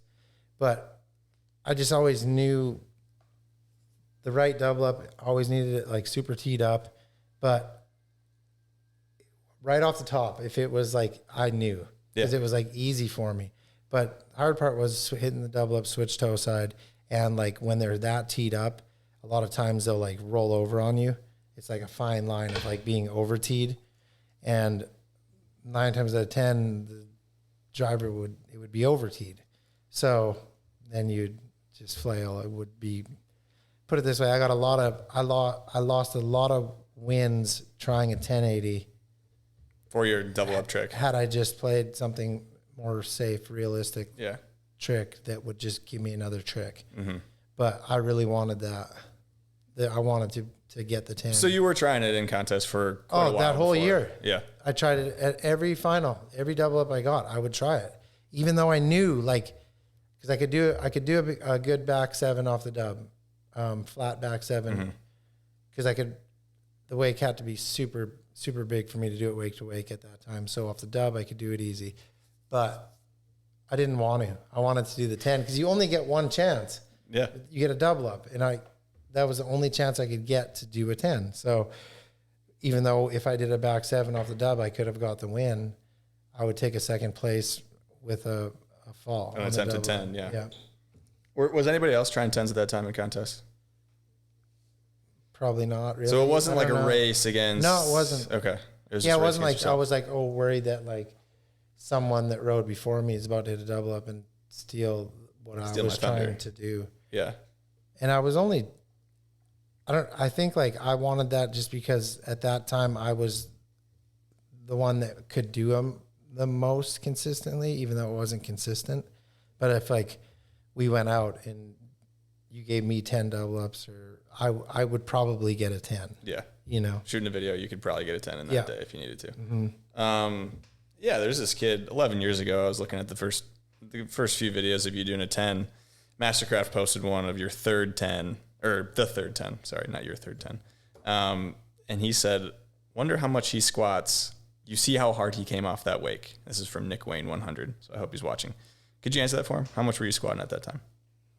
No, I don't remember. Enough. No idea. But yeah, knock on wood, I haven't had any knee surgery. I haven't been hurt. So I would say squatting, and a lot of like Olympic lifting, it's hard on you, but it's also good for you. You know what I mean? Yeah. So you've never had a knee injury? Never. Correct. So never really been hurt wakeboarding, like little things, but nothing like my ankles are kind of messed up. Yeah, for sure. But no, nothing to where I had to take 6 months off. I never had to take any time off, ever. Like bad ankle sprains and stuff, like under rotated a back 9 off the dub. I was started doing back 9s off the dub and got a couple, and I was at Hiawassee filming or something and totally shouldn't have went to 9 and did, and like under rotated the 9 and tacoed my ankle like on the downside of the second wake. And that like super screwed me up and pissed me off so bad too. Like next day we're going to a Fox houseboat team trip. My ankle's like this big and black and blue. I'm like, I'll be fine. We go all the way to wherever the houseboat trip was. And I'm like, I won't ride. I'll try not to ride today. I'll see how it is tomorrow. And like, man, I can't even like, it's not getting fixed in a day or two. But long story short, I try to put my foot in the binding. Won't happen. Fly home the next day. But yeah, no major injuries. I think a lot of that is, Bill, from being, strong and lifting weights and doing whatnot. Yeah. So when did that fitness aspect? I mean, you've always been obviously in good shape because you grew up playing sports, competitive, wakeboarding, all this stuff. When did fitness become an aspect of your career where you said, if I want to keep doing this, I'm going to have to stay in really good physical condition to keep at this level? It wasn't that, like, I never crossed my mind that I need to get in better shape to keep doing this. It was when I started the CrossFit gym. That was when I got in some pretty next level shape. Like I lost some mass. I weighed 190 for that season, and it was crazy. I was like to me, I felt scrawny, but I was light on your board, though. So lean. Yeah. Like I weighed 210. And I was 190 for that season, and it felt incredible. It was weird, but it was like really hard for me to stay at that weight, and it wasn't very enjoyable. Yeah. Like it was a lot of work to. Probably not natural for you to be at that weight. It wasn't. Yeah. So, but I did feel really good. But the CrossFit is what really put me into a whole nother level of physical shape and longevity, mobility through CrossFit, strength. It just kind of did it all. Okay. I mean, and would you say that's it? You're what, 39? You're still riding quite a bit. I mean, how I can ride as much as, I ride I'm going to do a thing with Murray tomorrow, and then Wednesday the Roswell guys are coming out, so I'll probably ride 3 times this week. Okay. And is that pretty typical nowadays? Or yeah. 3-4 times a week? Probably? I mean, we're traveling a lot right now. Just with lots of stuff going on. But yeah, I mean, if it's, beautiful day, glassy out, yeah, definitely. But not going out there if it's trying to find like a 2-trick little pass hidden behind the wind. Those days are gone. A little bit, yeah. Oh, man. Okay. I think now would be a good time to just talk about double ups. I know we did a little bit earlier. We didn't really talk about the 10, though. You want to talk about the 10 a little bit more? You just kind of said... Well, you kind of bobbled out of it, a little revert afterwards. I don't know. What is it? Oh, yeah. Yeah. Like the only time I did that at that point, too. So what do you want to talk about the 10 a little bit more? I mean. No, I just felt like I kind of rambled off on that, but it was. Off topic, yeah. That was really cool and important to me when I landed that trick, because I had sacrificed a lot of maybe first places. Yeah. Trying that. And then when it finally worked out, it was like, that might have been the coolest feeling that I've ever had competitively wakeboarding. Well, and that's similar. It's akin in wakeboarding to, I mean, I'm not going to compare it to the Tony Hawk's 900 because that's Tony Hawk's 900. Right. It's huge, but it's in the same kind of vein of this guy can put down this trick that, we kind of see a couple of the legends do it here and there, but it's not getting done on a regular basis. It's definitely never been done in contest. No one else is really trying it in contests. So it's a huge turning point, I think, for wakeboarding for sure. Now they're done wake to wake, no problem. Yeah. But yeah. No, it was just like, bottom line, competitively for me, that feeling's unmatched. Yeah. Like no win ever felt that special. And it's whatever, but it's like at that time, it really did mean something. Now I look back and it's like, well, whatever. But it's all time relative, right? Yeah, it was important for me, and I guess the sport. I don't know. You'd be a better judge than that, but I'm living in that moment, and I wanted it, and I got it. Yeah. So whether it matters or doesn't, to me, it did at the time. Was that the last Pro Tour stop of the year, or was that not? I don't recall. Okay. I'm just trying to think. It was in August, so I have to imagine it's probably towards the end there. Yeah. So yeah, I think I do want to keep talking about the double up though. That's good on that. Good on the 1080? Yeah. Okay. Many more have been done since by you and many others. It's not that hard. Just three 360s, right? Yeah, I mean, pretty much. 900 plus a 180. Yeah, let's talk about, I know we've talked about double ups, but I think for some people who might not know what a double up is. Explain just pretty simply, what is a double up? Basic boat drives, makes a circle, boat comes through its original wake. Wakes combine, basically becomes double the size, and you kind of got a time. There's like 4 rollers, and usually the second one is really consistent and always there. But if you can get into the third one, it's got a little bit more to it, and usually get a really big kick on that one. But just basically the boat waves come together, and with the right angle of the boat, you can, dip into it and create another 6, 7, 8 feet of, or time in the air. Yeah. So. Yeah. Would you say that you've hit more double ups than anybody else in the world? I mean, I would struggle to see if there was anybody that hits as many double ups as me. Yeah. Like, I mean, we just said our hyperlights. Like, I'll hit double ups. I'll still hit like 10 double ups in a set. Yeah. You know what I mean? Like, yeah. I doubt it. I doubt there's anyone that hits more double ups. I mean, I'd love to see. I mean, there's no way to put a number to it, but I would love to know what that number is. Like on my home lake. So when I was like competitively riding contest style, like my lake was perfect. You get up, you do 5 tricks, and then a little cutout corner. Boat would like free turn to the right. I'd do it left. So I'd go 5 tricks, double up. Boat would go 5 tricks down, turn around, 5, double up. I would do per ride back in the prime of my competitive riding. I would do at least 2, 4, 6, 24 double ups a day, maybe more. Yeah. I don't know. I mean, I think that's kind of how wakeboarding behind the boat sometimes should be looked at, is if you're turning around, might as well hit the double up. 100%. You got to go through your wake anyways. Don't drive through the boat rollers and have it like way open. Like, just tee it up. Yeah. Never know. Might as well. Yeah. Oh man. Who drives the best double ups? So Danny drives a good double up. Chad Grubb, Trevor Hansen. Man, there's a good group of people I have no problem, that I don't even have to say anything. Yeah. If I'm like, give me a left, they like kind of know, and it's like perfect. Okay. Yeah. Who drives the worst double ups? I don't know. Parks can drive meat, but Parks used to like not pay attention as much. Just kind of hanging out. Yeah. Watson drives great double up too. Okay. So the double up, when you see it in person versus when you see it on video, I think it's 2 totally separate things. Yeah. So describe the experience of being in a boat. I know you kind of snuck into the boat for that first double or nothing you were at, right? Yeah, where I was standing on the front. Did you see that photo? No, I don't think so. I'm standing on the seats holding the bimini, like just a kid in a candy shop. Let's see if I can find that. I think it was 2004. Okay. That was your first. I didn't get invited to it. No, you snuck in, I right? just was watching.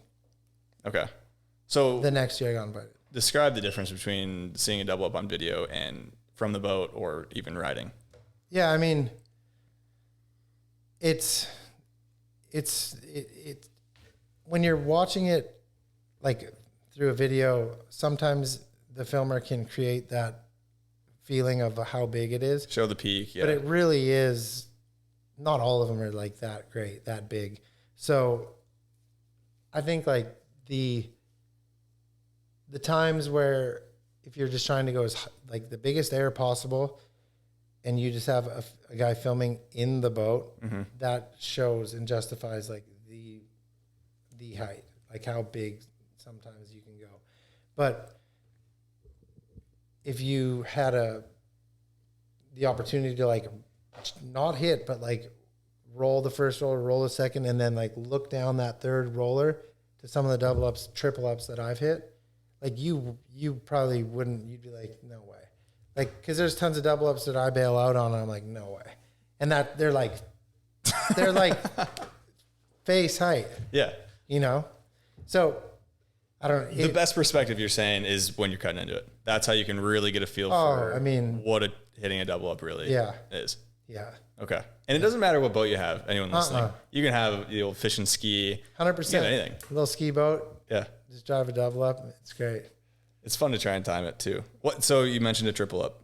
Explain what a triple up is. Exact same thing as double up, but the boat like just gives a little hook when it's set in its line, so it rolls the boat over and creates a bigger roller for you to come through and hit.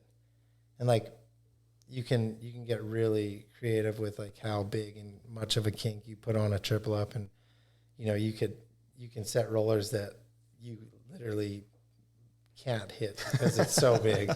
So when you're trying that 10 for the first, you're just starting to try the 10. What kind of double ups are you hitting? You hitting teed up, just straight up double ups, third roller? No, I think at that time they were like I was still needing like meat, like a triple up. Okay. Yeah, like behind that boat. Yeah, like double, like the driver had set like a lean on it, so it was like bigger than your regular one, but not like a just like obvious triple up section. So it makes it a little bit trickier, I have to imagine, making all these things come together. And not everyone's good. Like not every roll or double up's going to be good just because you could get some back rollers or didn't wait boats long leaned enough, a little bit, or whatever it is. But yeah, so a lot of trial and error. So you did mention you still hit double ups. You had a hyperlight shoot. You said you might hit 10 double ups in the shoot. Yeah. So wakes have gotten the size of double ups, what double ups used to be. The normal wake is bigger than what your double ups you were hitting 100%. in Canada. Why still hit the double up then? No better feeling. Just it really isn't. Like hitting like not like a triple up, but like a pretty big double up and just floating like a backside 180, catching perfect tranny. Can't beat it.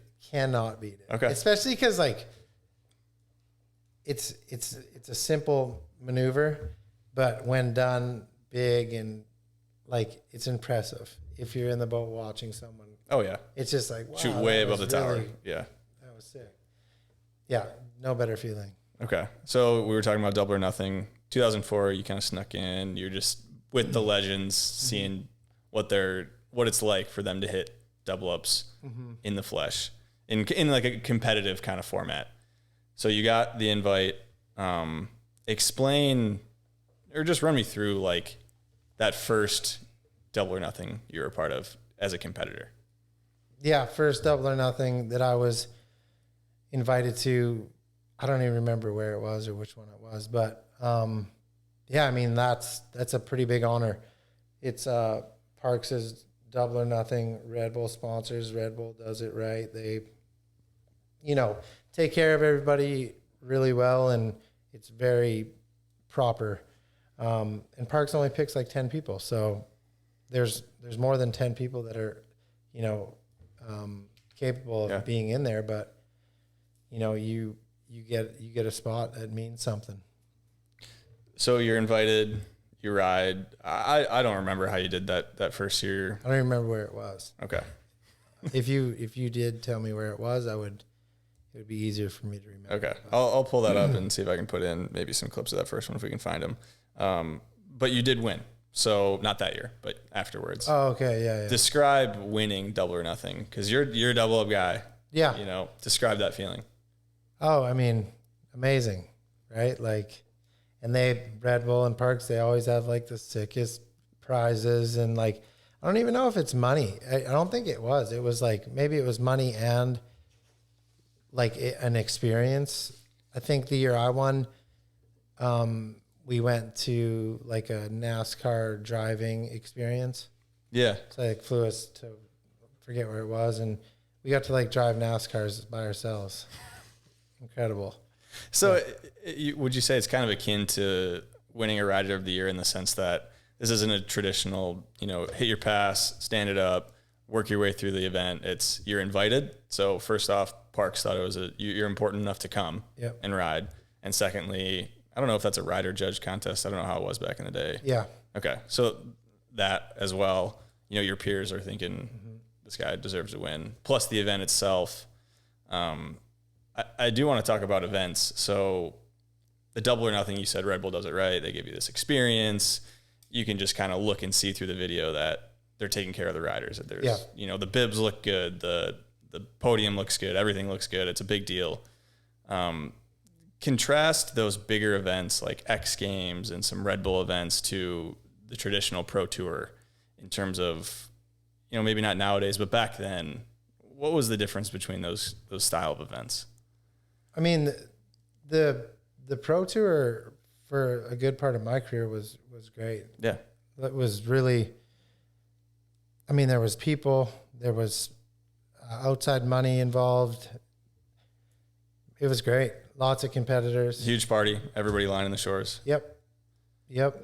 I don't think it's anything anybody did. I think it's hard to keep people excited for that long of that many people kind of doing the same thing over and over again. Like, you got red hair. I got blonde hair. It's like we're doing the same tricks, but it's like, it's kind of like the same thing. Well, you have to have a storyline, right? The stuff itself, not a lot of people are doing every day who are watching it on TV. Right. Same but with when you're snowboarding. sitting on shore and it's kind of far away, 5 degrees out, and it's like hour 4 and you still got not through semifinals. You know what I mean? It's like, wow, you don't blame people for not wanting to stay there. People always talk, how do you do it? To me, it's like, I don't know, but it has to be like short, 2 100%. hours, whatever. But obviously it's hard. How are you going to just say there's 40 guys that want to compete and we only have 2 hours? It's not going to work. So you got to do semifinals a different day and just have finals one day and do the big event. I guess I don't know, but right.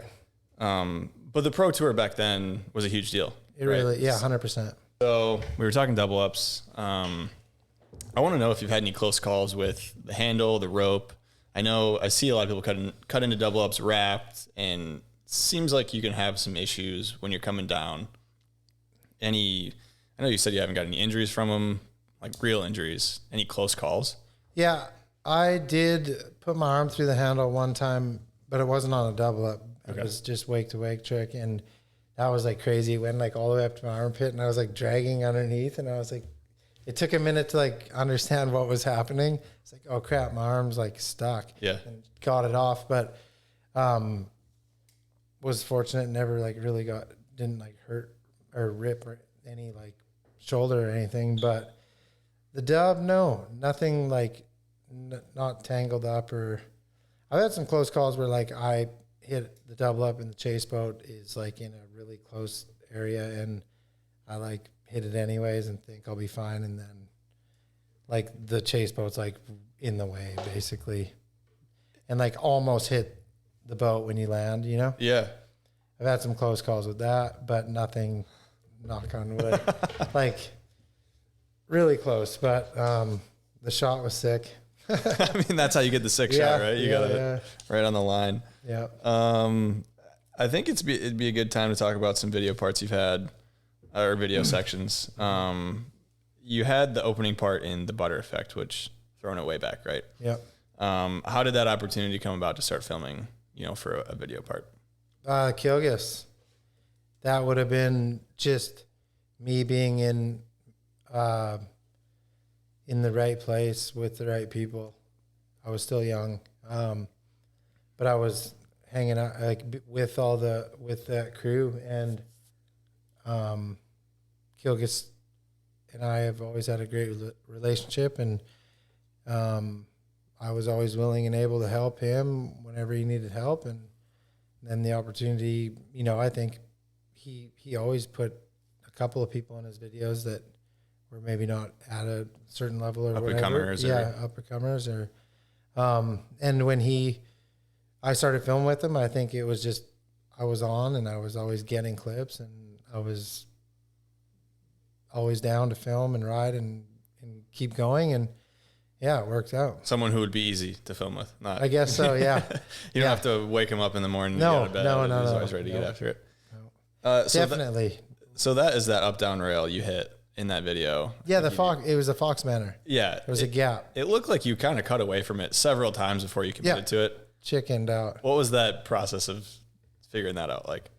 I mean, it was sick because it was huge. Yeah. It just, the up ramp was like so steep that, and I don't know, you just don't know like how you don't want to come up short because There's nothing there. you can't come up short, right? So I don't know. It's just like one of those things you edge in, you're like, chicken out, turn around. And then finally just like say, screw it and hit it. Then I think like the first time I hit it, I like over jumped it. Like Cleared the landing? Like not quite, but Almost. And I was like, okay, now I know. I don't have to pop so hard. Yeah, because like I like Go so railed fast. at it, but yeah, it was really fun, really scary, really cool, but it was like trajectories were not right. And Well, still figuring out the angles on rails back then. I mean, yeah, these are early days. But I got the cover, Yeah. which was the goal. I It think. was a ton of work. How long was that just for that clip? Everything Just, like, encompassing. Man, Watson's neighbor, his name's Dave. He always helped us with everything. And I mean, if it wasn't for him, we would have never got it done because that thing was like but it was like 10 feet of water. So that thing was like 25 feet tall. And it was just like, it took so many people to get it out there and lined up and distance. And it was a ton of work, but at the end of the day, the goal was to get the cover we got the cover. What were your thoughts on rail riding back then? I came from like the Chad Sharp. He always did like gaps and stunts. It was like not rail riding. It was more like, could you go to the hospital if you screw up here? But is there a chance you'll make it to the end? But I mean, thanks to Chad Sharp and one of his sketchy setups, I cut my knee really bad, got insanely bad staph infection, spent a week in the hospital or getting IVs because I came up short and crashed really bad, but it was a gap. But it wasn't what it is today. Like even like at OW when I first moved. So when I first came here, I got like Renee, the dude that owned or ran OW back in the day. He hooked me up with like 50% off a year pass. So I could ride. I rode the cable every day for like Really? months. Yeah. I would ride. I remember being like, I would ride switch, just laps switch. And I'd ollie 180, backside 180, like kind of like get better at like riding my wakeboard. Yeah, handle So I control. spent tons of time at OW at the first like 3 months or whatever. And, but even back then though, it was more like just kickers or I don't even remember. Like, remember the, they had it on tour, an A-frame? No, what was it? The Fun Box? The up, flat, down? Yeah, but it was like a kicker so you could gap up to the top. Yeah. They had one of those at OW. I'll put a picture of that in too. Right now. But it was much different than it is now. Like now, being a good rail rider is like it's a different sport. Like Yeah. it's not wakeboarding. You know, they're not using a boat. There's no wake. Yeah. It's like straight up rail riding, which is in its own right just equally as impressive. It's just a different, Totally different. sport or a different style of wakeboarding. Yeah, 100%. Of boarding. But back then, it was Back then more- it was boats and you'd hit rails behind a jet ski or a boat. Like we had a sick one on Lake Frederica. It was like an A-frame, but instead of a traditional A-frame, it was like up, like had a little chisel in it. yeah. Yeah. And I remember I gapped the whole thing and was going to backside 180 out. And when I landed backside, I broke through the whole thing. Yeah. I mean, I don't got anything against rail riding. I just never really leaned into it much. Yeah. I did what I had to do on tour I didn't think there should have ever been a time where like, if we're doing competitive wakeboarding, Then you put a fun box with a truck in it. Like, just get that shit out of the way. Like, I get it, but I don't know. No, I totally And it was agree. like, you beat me because you board slid like a goofball all 80 feet and I fell off at 40 feet. Like, does this really matter? You know what I mean? We've got these boards that are made for boats. They got fins in them. Dude, my We're not riding rails. 11-pound board with 1-inch metal fins. Yeah. Trying to slide across some fiberglass or whatever the hell it's made out of. But that's progression of the sport, you know? Well, you got to try some things, I guess. And Yeah. hindsight 2020, it's probably just better to be left at the wake, but Yeah. whatever. We now have, I think nowadays it's very much so two separate disciplines, 100%. rail riding and boat riding. Back then, I think that's a good way to put it. You said stunts. It seemed like a lot of the rails back then were just 100%. straight stunts. Like, It was like total kind of, is this going to work? Like a lot of the stuff now, well, I guess Shredtown dudes, they have some stunt style stuff now they used to in Georgia. And now whatever. Valdosta, the In Space Mob Valdosta, guys, yeah. or Space Mob. That's what I yeah. meant to say. Sorry. Those guys are sick. Yeah. I love Wes. He's dope. He sends me gear. Yeah? Space Mob gear? Oh yeah, There you go. I represent. Love to see it. But they do some like stunt style stuff. Definitely, yeah. But I mean, at that time, I think I was hitting that Fox Gap behind Danny's 210 wakeboard boat. You know what I mean? It's funny to look back in the day, seeing these huge boats throw massive wakes and you're hitting a rail or whatever. Yeah. So you had that opening part in the butter effect. Is there anything else you'd like to touch on, you know, maybe in that era of video premieres and, you know, the weight that was put on Yeah, the like movie coming out? spend all year filming something. I don't know. It was just different mindset. Like that meant something. Now it's like, if me and you go out in my boat right now, I'm hitting a double up. I'm like, yo, send that to me so I can post it. Yeah. It's just like, and then like 10 minutes later, it's gone. It's over. That was neat because, you know, Kilgus used like film too for a lot of his videos before he went digital, which was like sick, but at the same time, not really as a rider. Because if you hit something awesome, you're like, you don't get to see it. And you're like, God, you want to see it so bad. But, you know, flying the whole crew to Seattle for the premiere, renting out like a proper theater, like huge deal. Fun, cool stuff. Yeah. Yeah, a lot of the newer age wakeboard kids will never understand like the amount of camaraderie and fun we had. There was like an era where it was like, you might not have like 100% wanted to hang out with everyone or certain people all the time, but like you're downtown Seattle and shit goes down, like you had each other's back. You know what I mean? Like we traveled to some interesting places around the world, and you always had the comfort of knowing you had, you know, your Couple homies that were. Yeah. Let's talk about travel then for a little bit. You know, you've traveled the world. What are some of the best places you've gone to? What about some of the best places that wakeboarding has taken you?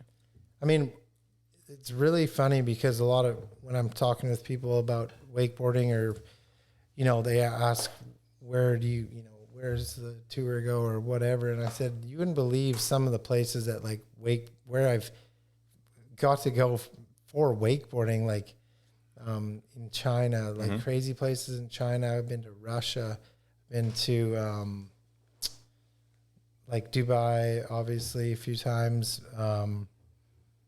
Been to Egypt, like been to crazy places. Wakeboarding in Egypt. Yeah. Explain New that. Zealand.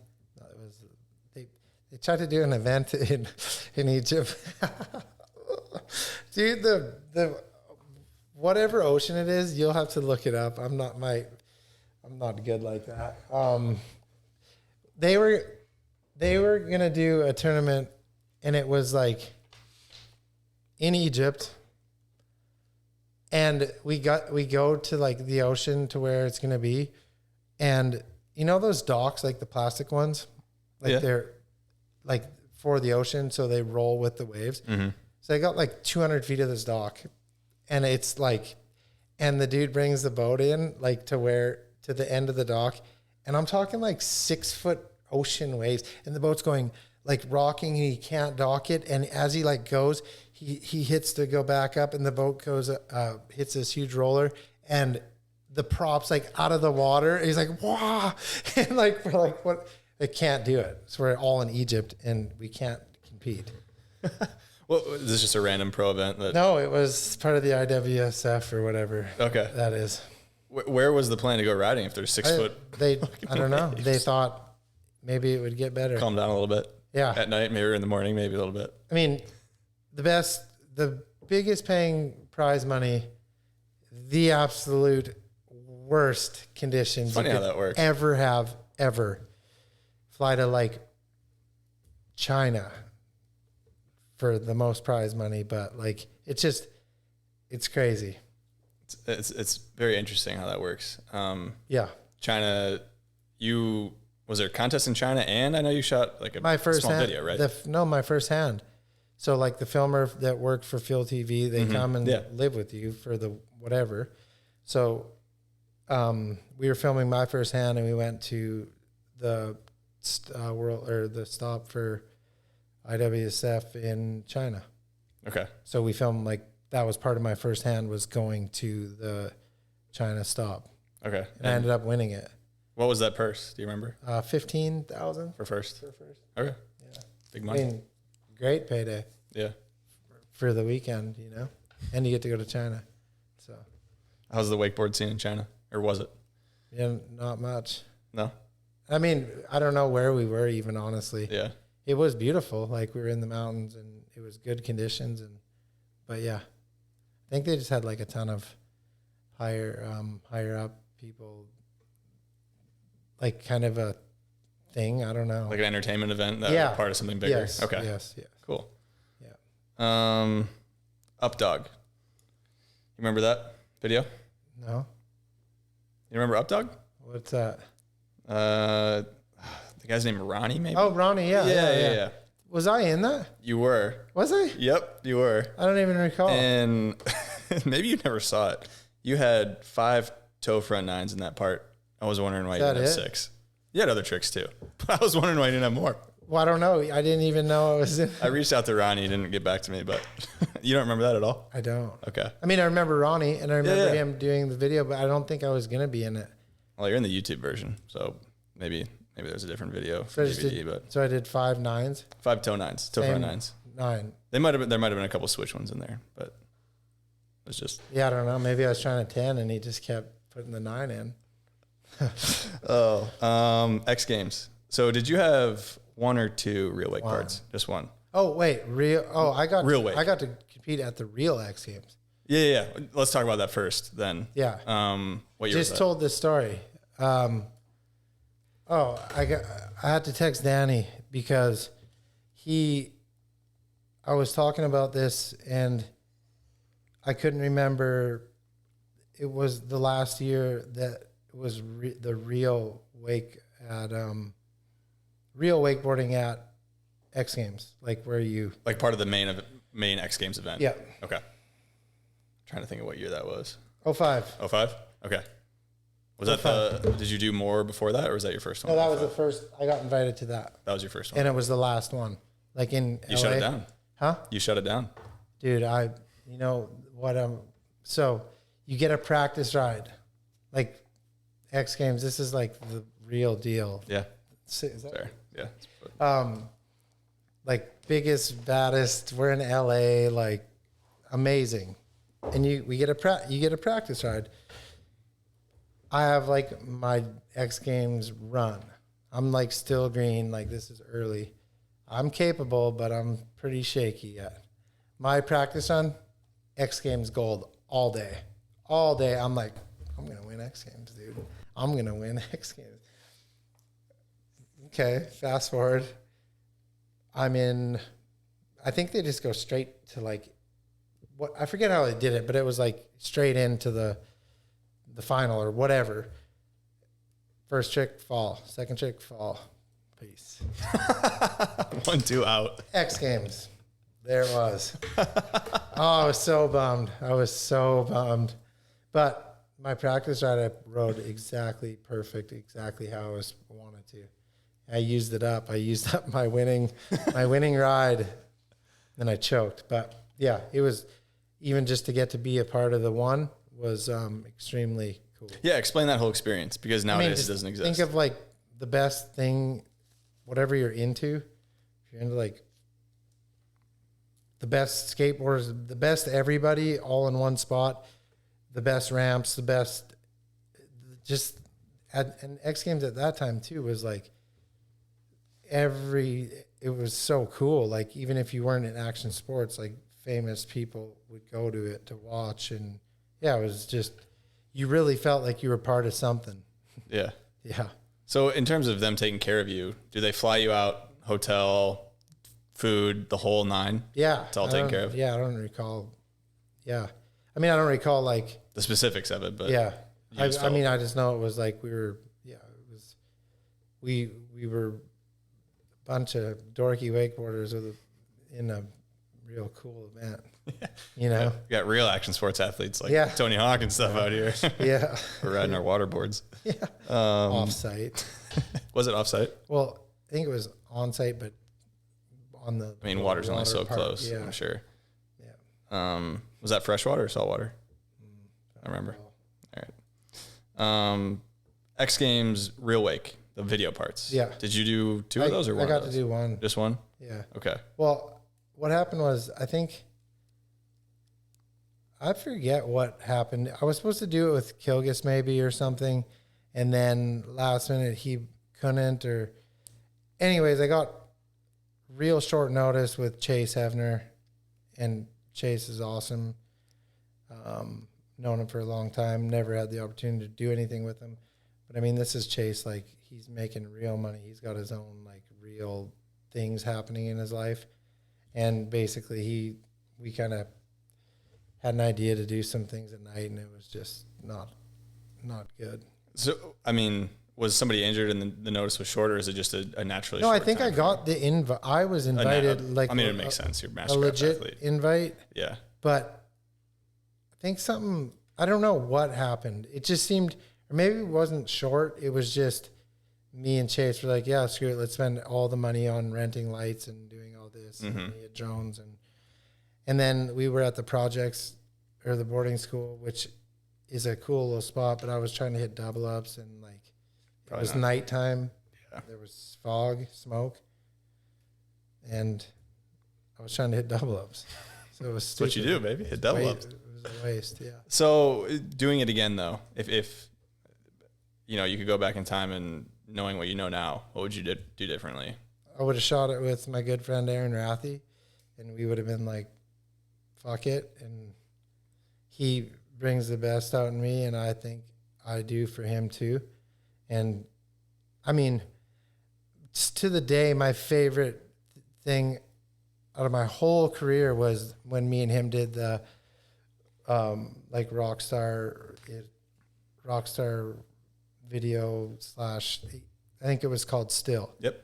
And like, I hated him and I loved him, and because we're a lot alike, and like, it was just like that regular toe 10 I did in there. I think I tried like 100 times. Really? Maybe 80. Mm-hmm. Like, I'm not kidding. Like, it was a real thing. It took me like 80 tries to land that 10. And then I land the 1080, the regular. So at that point, I could do a switch toe 10, like probably first try, for sure second. Wow. Regular, not so much. 80 tries, let's say 80. But I mean, that's a real number. Yeah. Like, I'm not exaggerating. I mean, how many? I was maybe closer to 100, somewhere in there. Yeah. Like, I mean, like, I had Dean Smith come drive one day, Steele come drive one day. Like, so anyways, trying the regular 10, try it like so many times, land it. All right, yeah, sick. Everybody's happy. Rathy's like, hey, I need you to just drive the exact same double up. We're going to just get a cutaway or whatever. He wanted a different angle to take off, whatever. So we drive one more double up. I crack another one. So I don't land any, like 80 tries, land one. He wants a cutaway shot. Drive another one, land another one. So I'm 2-2. To make sure. He goes, well, let's go over here, drive another one. 3-3, 4 in a row. No way. Yeah. And I'm like, I mean, I've spent days, and then I just cracked 4 straight. Yeah. So I was like, I got it at least, but dang. That would have been a hell of a video to see the full run through of 4 in a row after trying 80. Yeah. Just uncut. That'd be sweet. But no, that video with Rathy was, and I've done a lot of cool things with Rathy. Like, I don't know if you probably know, they're not like, they're more story pieces or whatever we did for Rockstar and stuff, but commercials and stuff. I loved working with him and doing stuff, and still was by far my favorite video I filmed with anyone. Fellow Canadian, right? Yeah. Yep. And just he knew what I was capable of, and we'd go out and there'd be days where I'd go like wake to wake back 9 first try. It was just the nonverbal communication's probably there. You're kind of on the same wavelength. He's aggressive and so am I, but it was like, it was worth it at the end. Yeah. Like he'd be like mad at me, or not mad, but like, you know what I mean? It's just like brothers almost. Yeah.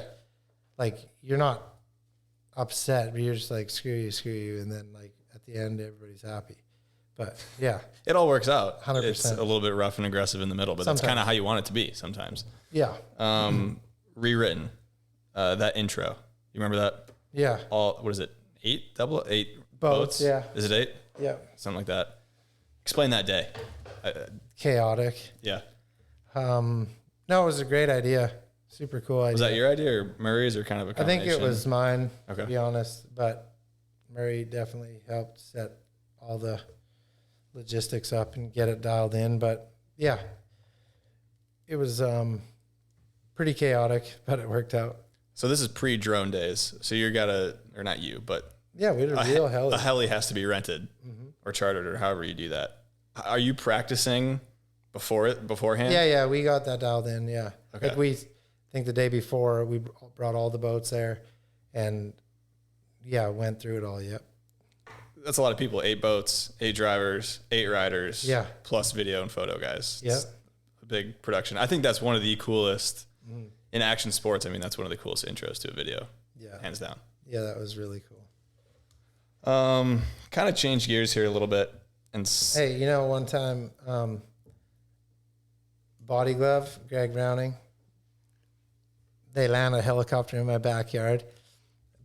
So I jog down with my wakeboard in my hand, get in the helicopter.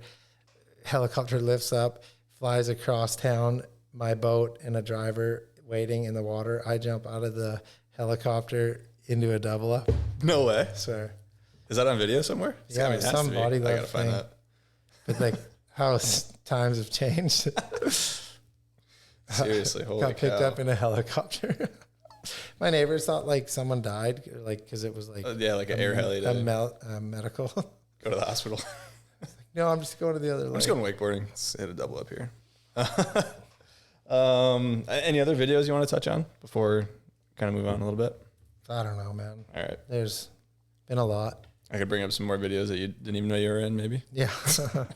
Let's talk about kind of shift into the current status of where your career is at and kind of start, I feel like, with your last year riding the Pro Wakeboard Tour is probably a part of shifting from a very competitive mindset of winning Pro Tour contests to riding for fun and, free riding, shooting some videos. What's that decision like to stop riding in the Pro Wakeboard Tour? I think it was 2016 was your last year. Yeah, it wasn't really my choice. I got hit by a car and broke my leg. And then, I don't know, it was a bad time just in general. Like I got hurt, not because of wakeboarding or anything. Like I got hurt because I got hit by a car. Then I definitely didn't come out of it the right way.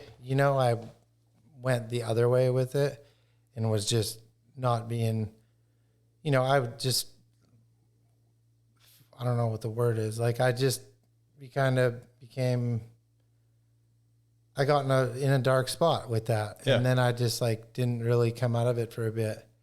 And yeah, so that was kind of why I couldn't ride, and I didn't ride that year. So that was like kind of my last year. Kind of force your hand. Of like competitive pro tour style wakeboarding. So it's probably a good time to talk about that. I don't think we need to talk about the actual incident itself. It's pretty, I mean, you've talked about it before. You got hit by a car, broke your leg. Was it, what part of your leg did you break? Like my ankle. Ankle. Area. That is the area. Yeah, that's why it was still like the joint messed up. So. Okay. So that happens, obviously a very scary moment for multiple reasons. You know, not getting hit by a car is scary, but getting hit by a car with your family there and kind of feeling unsafe, I would imagine is the feeling.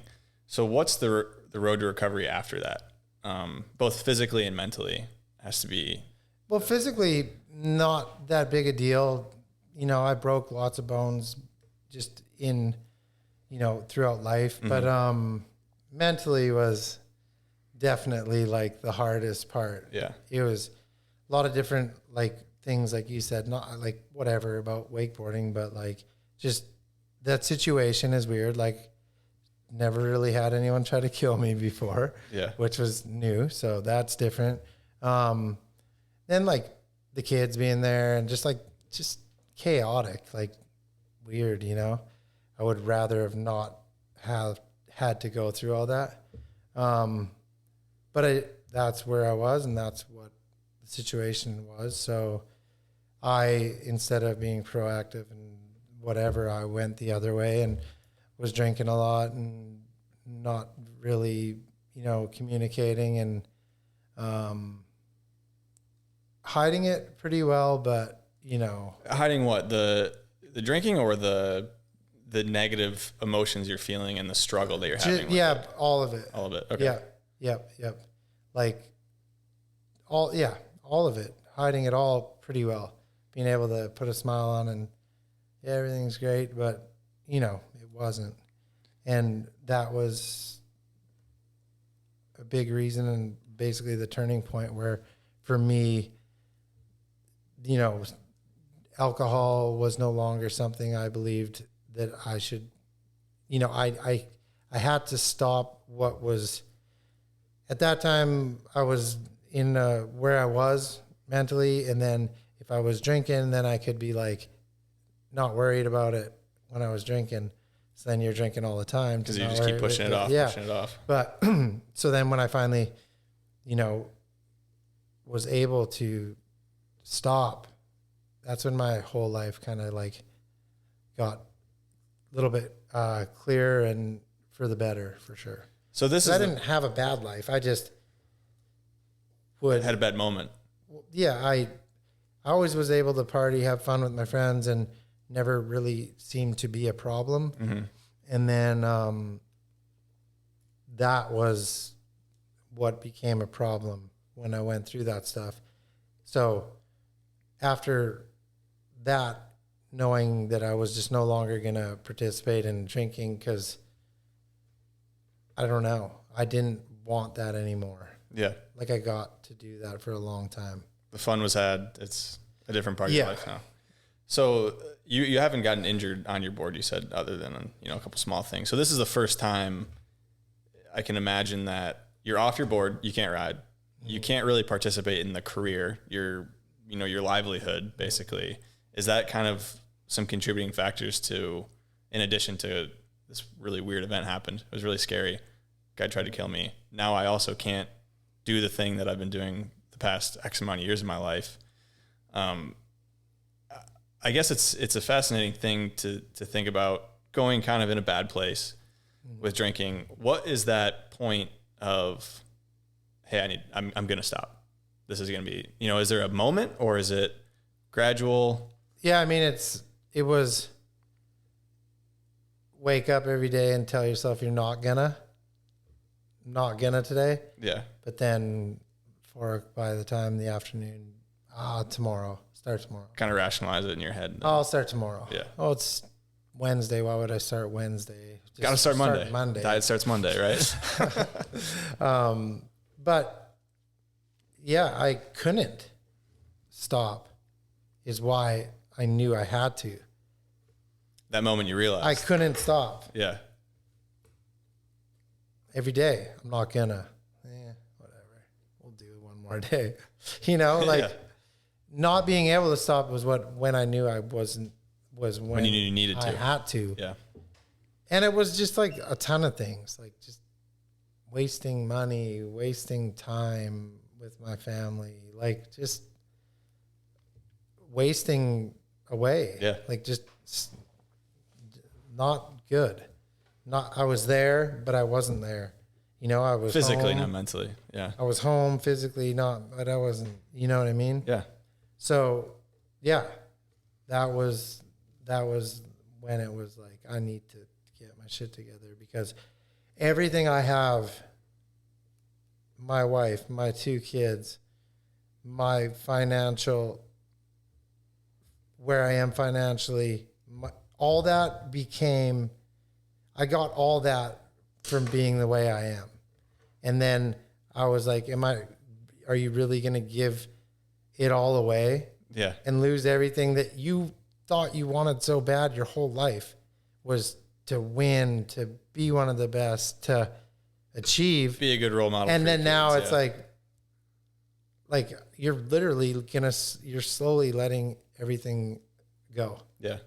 And is this who you really are? Yeah. And I would have, had I not had that moment and got my shit together. I don't, like, my wife never said, you have to quit drinking or I'm leaving. She never said that. Mm-hmm. Like, people assume shit. My wife would be she right beside me, 100%.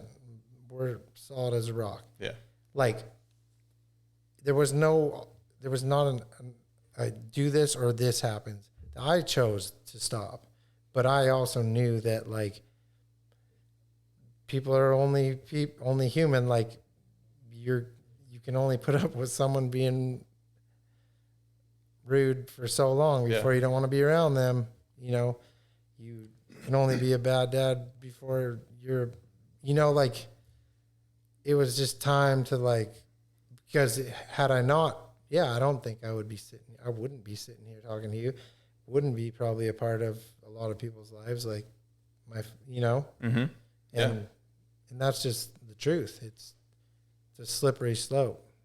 So that moment comes, you realize, hey, this isn't going to be a part of my life anymore. Is this still in the middle of your injury where you're rehabbing, or is this, I guess I'm wondering what that time frame is. I pushed it for a bit. It was okay. Yeah. Yeah. Ran her pretty hard there for a little bit. Yeah. Pushed it pretty hard for a bit. But then I think this is kind of interesting how it lines up with your competitive career, you could say. When you did stop, you got injured. After you kind of came out of that, you're riding again, sober, feeling good.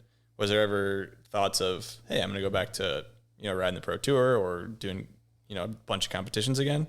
Or was it that part of my career is kind of over? I kind of let that go with it. It didn't, had I woke up and been excited to go and ride been excited to wake up and competitively get a run put together, then I would still be competing. But I didn't want to do that anymore. Like, I didn't want to have to go crack off 4 sets of 5 down, 5 back. Like, I just was kind of over that. And at the end of it, like, a lot of my sponsors didn't care that I was at an event or not, or competing at an event or not. So that made it even easier. Because, your career was competitive career, over 20 years, right? I mean, right. So you've built a huge name for yourself. So all these brands that you're attached to have your huge name. If you go win a couple more pro events, is that really moving the needle in the sense of, it's helping your competitive career, sure, and it's awesome to be a part of that. But from the brand's perspective, you've kind of done it. You've put in the work. You've put in, the hours. There's another opportunity for your career moving forward. I'm curious what that looks like. You set aside a lot, with your life and kind of the competitive side. Staring down the future, what are you looking at after you're done with competitive riding? I mean, I've had more fun the last whatever amount of years.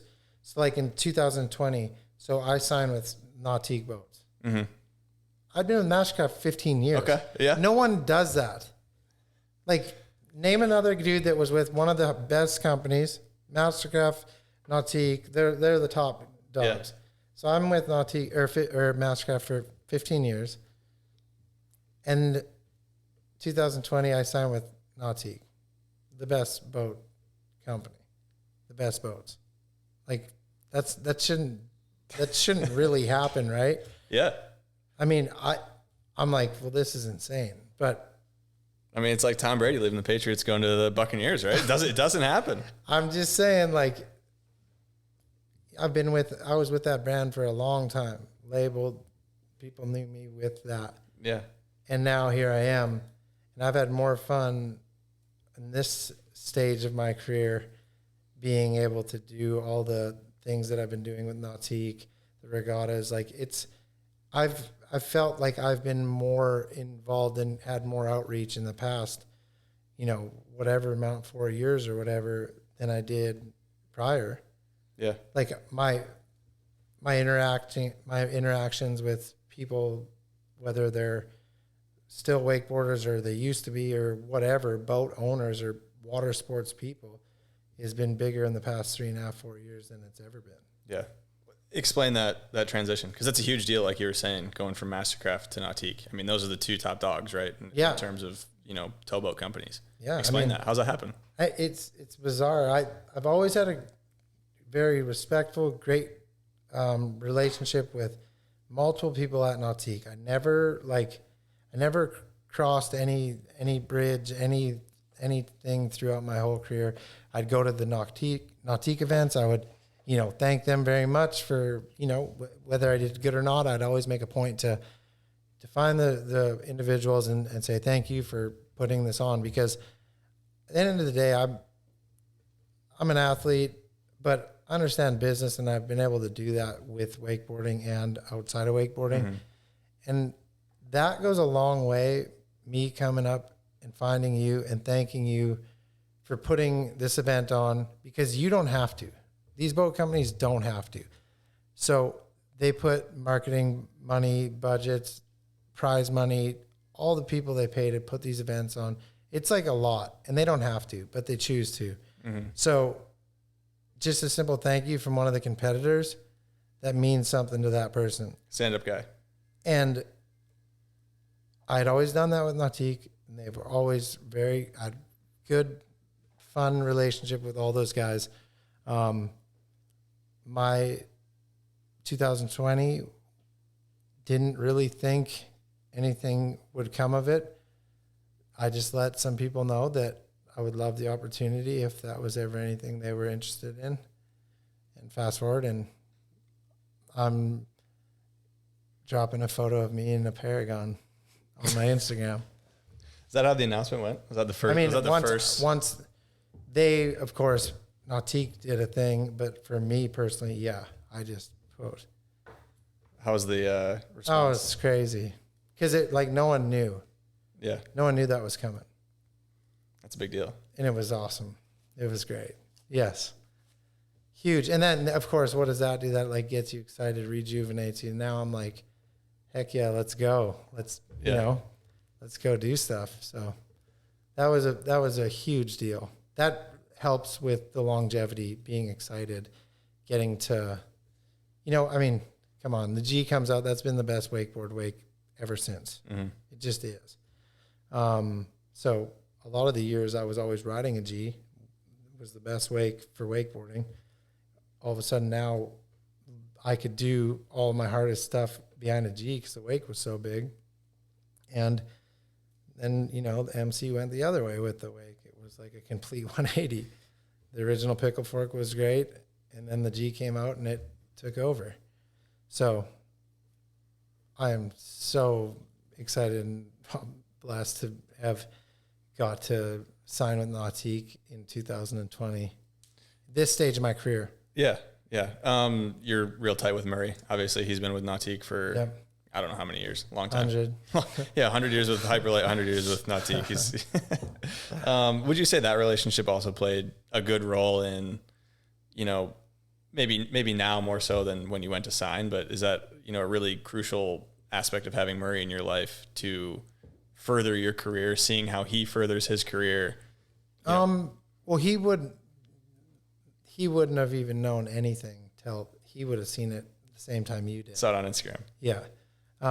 Because Nautique is very there, like I wouldn't have been like, hey, Murray, try to see if you can get me, you know what I mean? Throw me a recommendation. But yeah, no, at this point now, my relationship with Murray is the best. We have a great time together, screwing around, filming. He does a ton of his YouTube stuff. I'm always helping out, hanging out, whatever.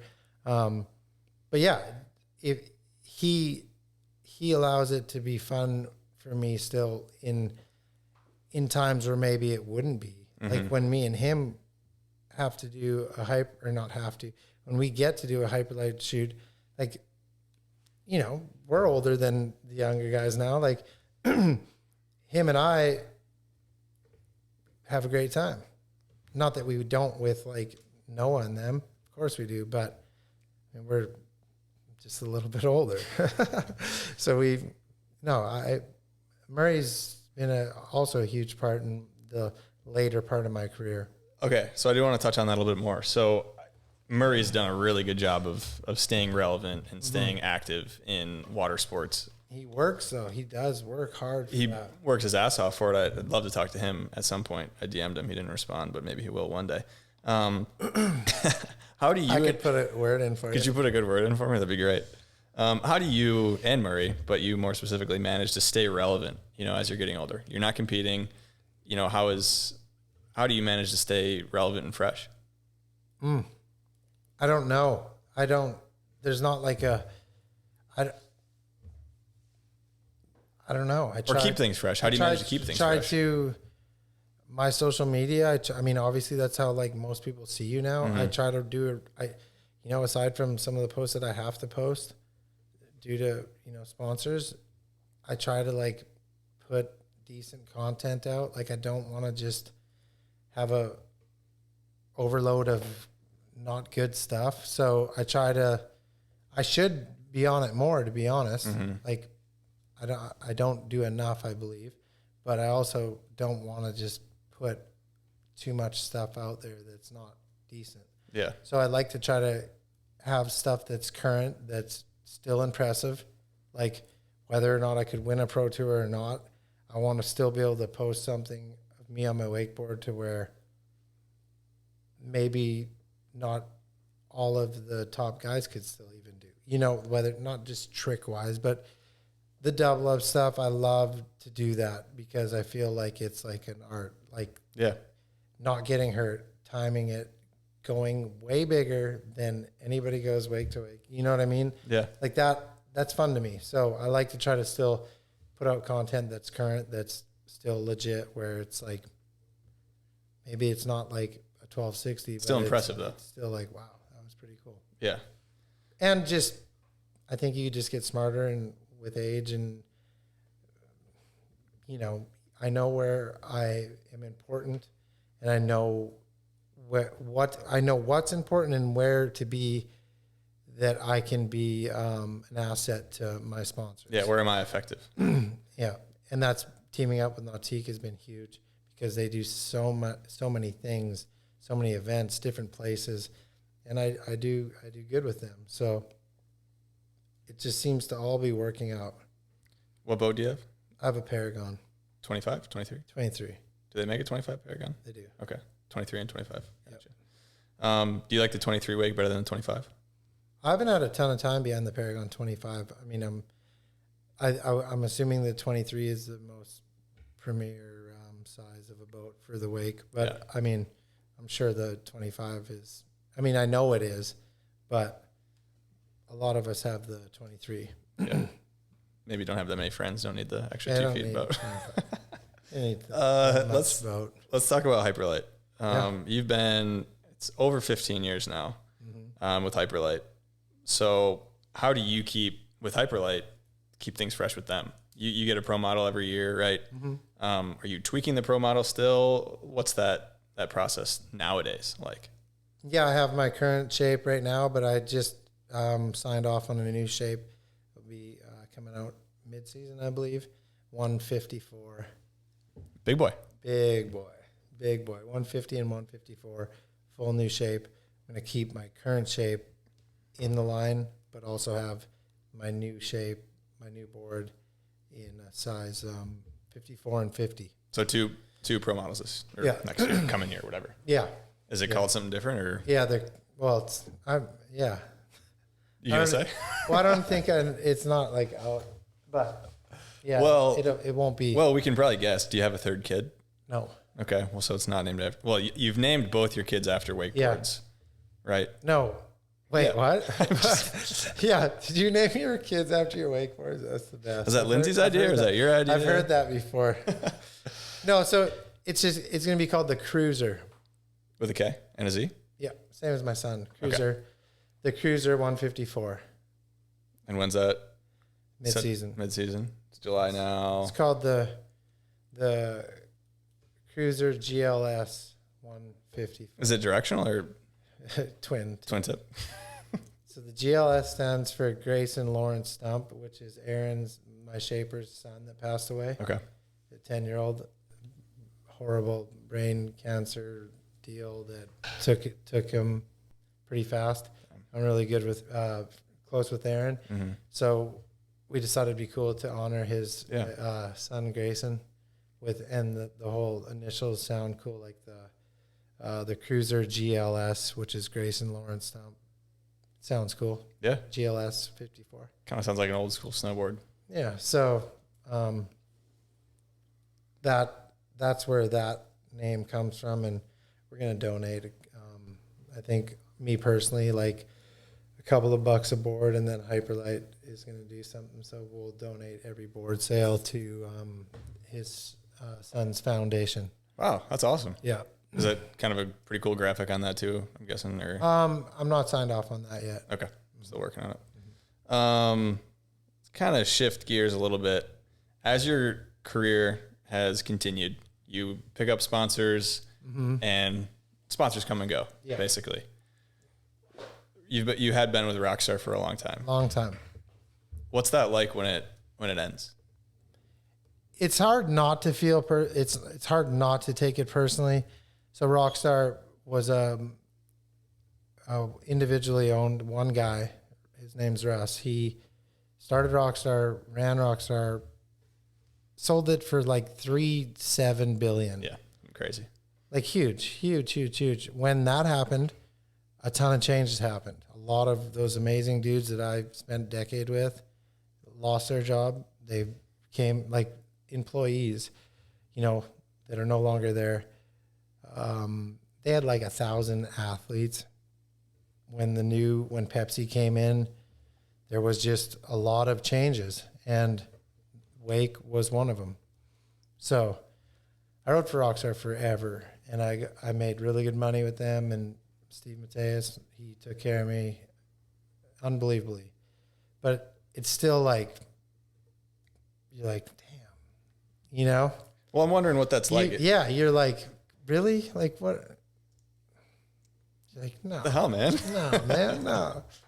Oh, this is going to last forever. Yeah, right.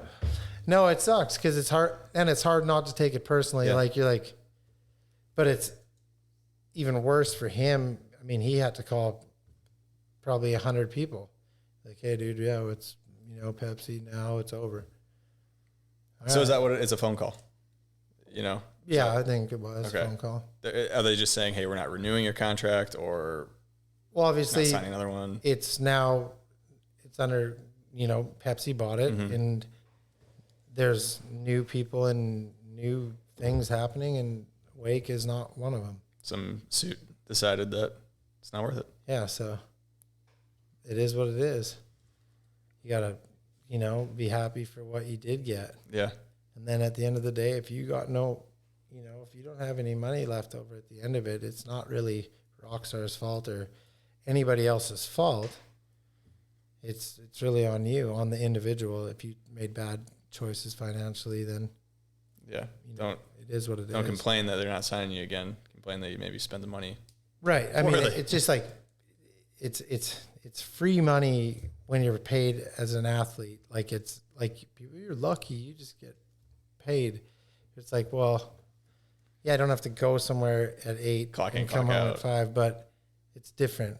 It's a lot of years and things have to happen to be able to have the longevity and still to be able to, be paid as an athlete. Yeah, I mean, you build your brand up through your entire career, and that's part of what they're paying you for is these intangibles that other people don't have because they didn't put the time in. What's I guess, but that is a thing with like you're with a company for that long and like life is good, the checks are coming in, and it's like when you lose a sponsor like that or whatever, you're just like, now like for me, my mind automatically goes like, I need to make up X amount of dollars a month now because I'm not getting that. Yeah, I was so hearing now, this like, number. where am I going to go? How am I, you know what I mean? Yeah. So it is always like a thing that's on your mind as an athlete. It's like, well, tomorrow could come and every single sponsor could just call you and say, we are no longer paying you. And you could be like, well, you'll hear from my lawyer. Like, it doesn't matter. Like, you think you have a contract, you don't have nothing. If they want to stop paying you, they can, and they will.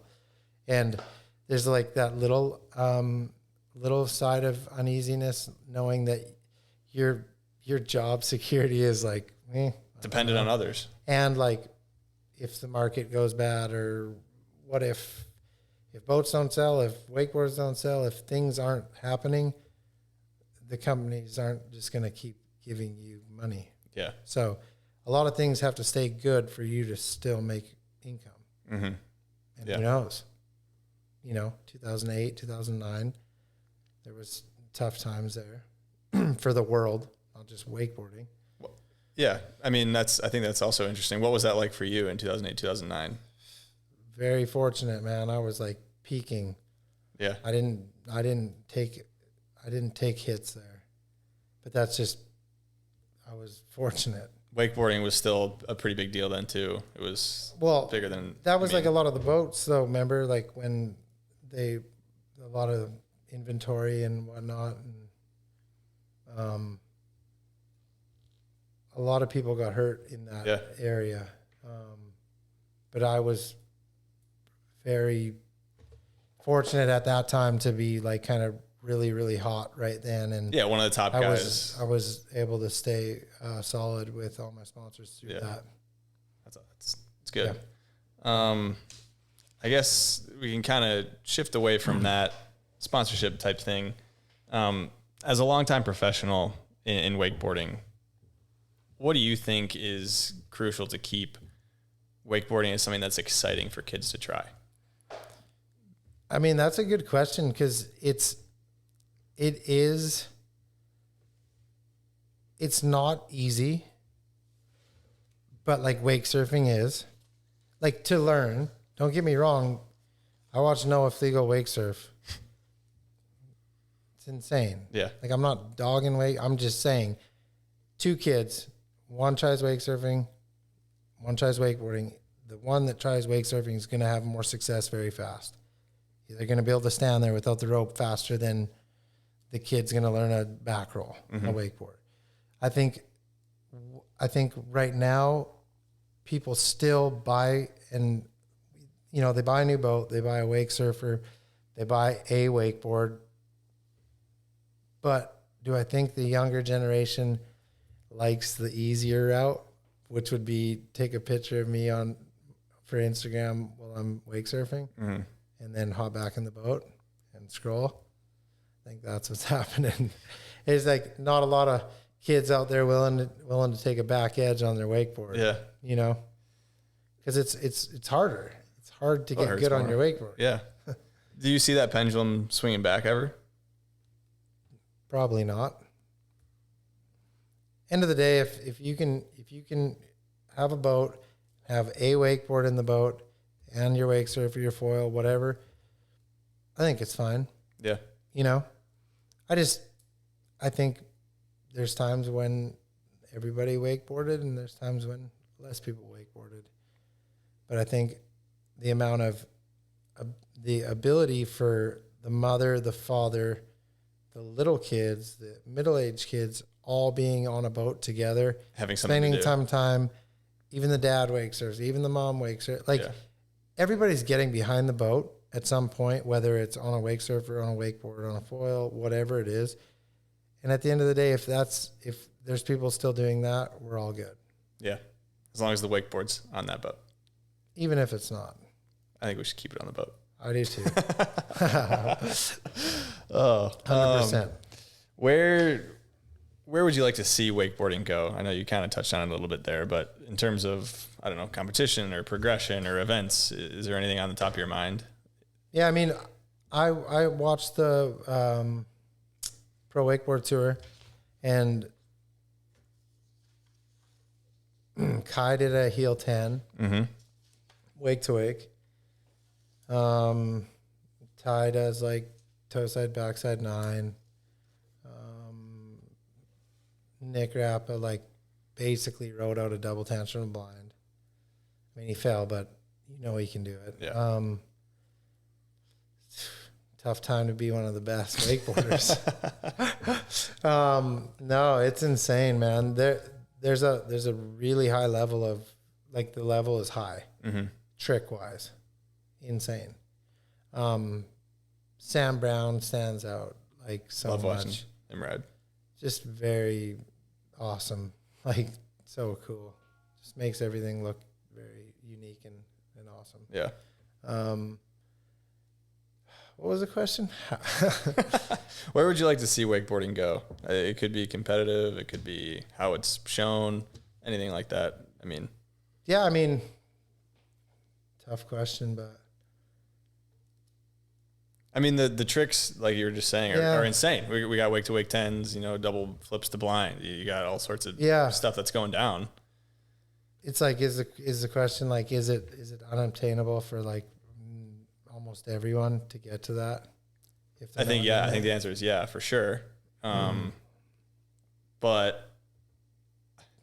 I don't even know how to pose the question, I guess, because I always compared it to super pipe, right? How many snowboard super pipes are there in North America? A handful at most, maybe not even 2 or 3. So kids who are watching the X Games or the Olympics, the super pipe in Michigan or Canada that aren't even close to a super pipe, they're not going to ride it, right? Right. They're never going to get the chance to. Right. But they could ride, a mini pipe at their local hill or some rails or whatever. So I guess my question is, what is going down behind the boat is awesome to watch. Yeah. And what's going down in the super pipe is also awesome to watch. Yeah. But a lot of people tune into the super pipe, it's Olympics, X Games. How would wakeboarding get back to that point or get to that point? Or is it ever going to get to that point again? Is it not there anymore?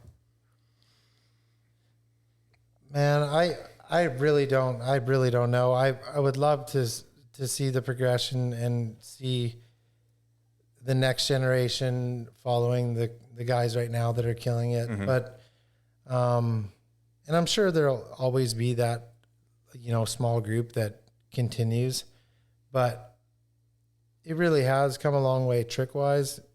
I mean, the wake behind my boat is 3 of what when I was competing. Yeah. I mean, it's huge. So they're not going to run out of the wakes are so big that they're going to be able to continually push to even higher levels. But I think it just kind of goes back to the sport itself is probably, being kind of mixed in with just water sports. Boating. Yeah. And not a bad thing, better than the alternative, Yeah. just nothing. RIP. Yeah.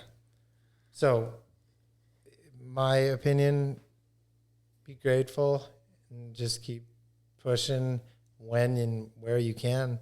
But, people want to be on a boat and they want to spend time behind the boat.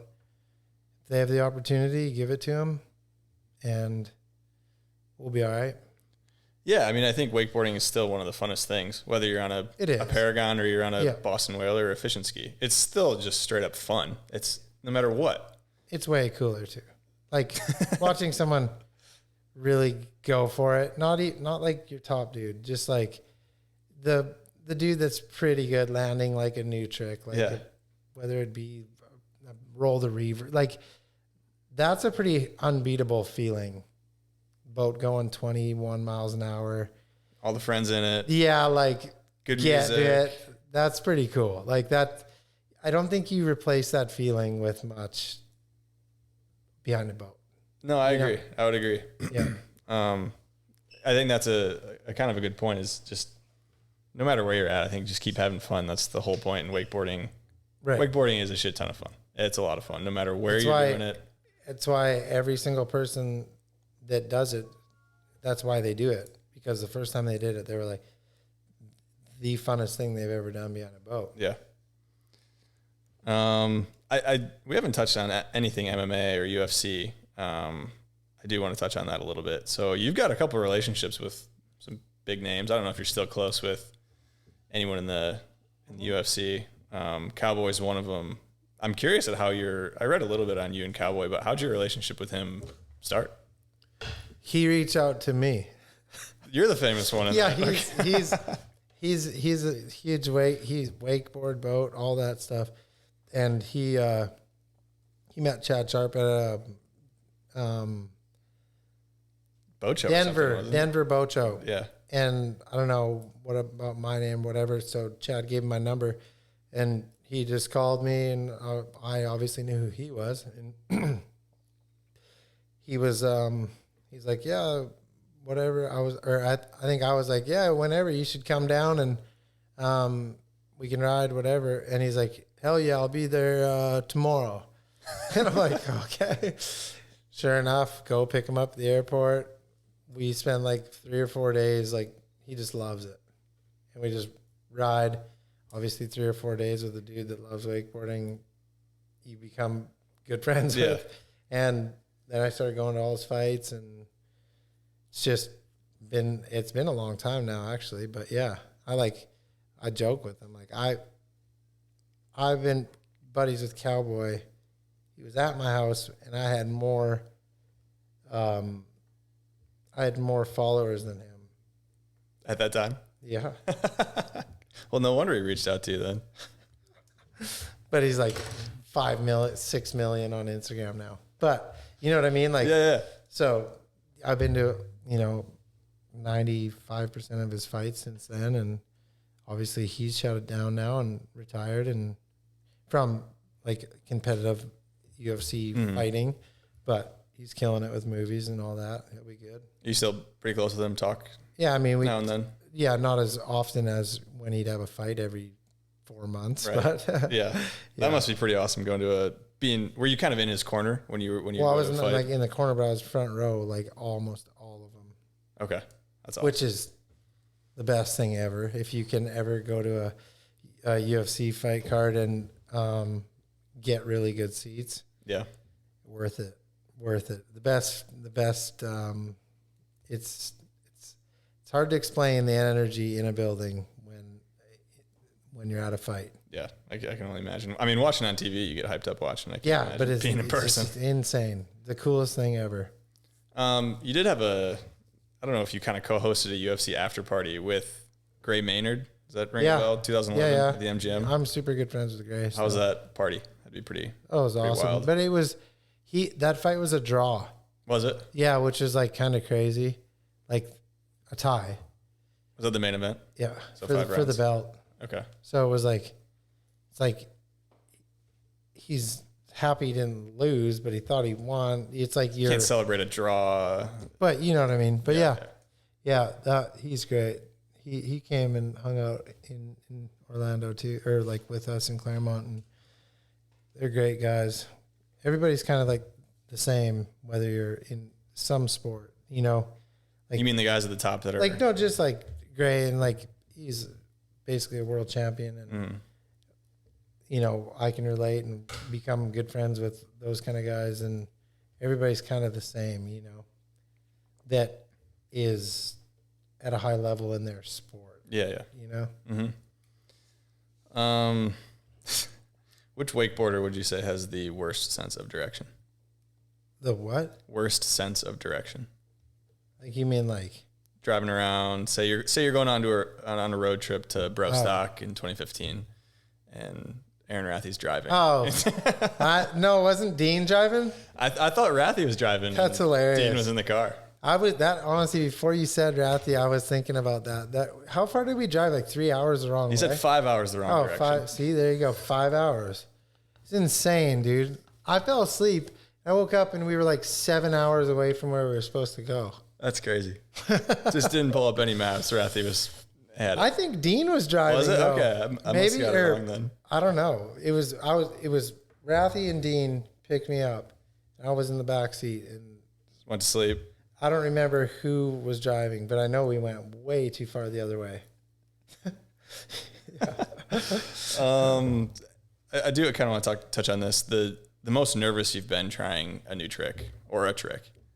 Is there any one that sticks out? I mean, throwing in the first 10, is that a little bit scary, or is it? You know what? When I used to try double half cabs back in the day, because like the way Parks would do them, like this is way back. That one always like scared the shit out of me, but I like would still commit.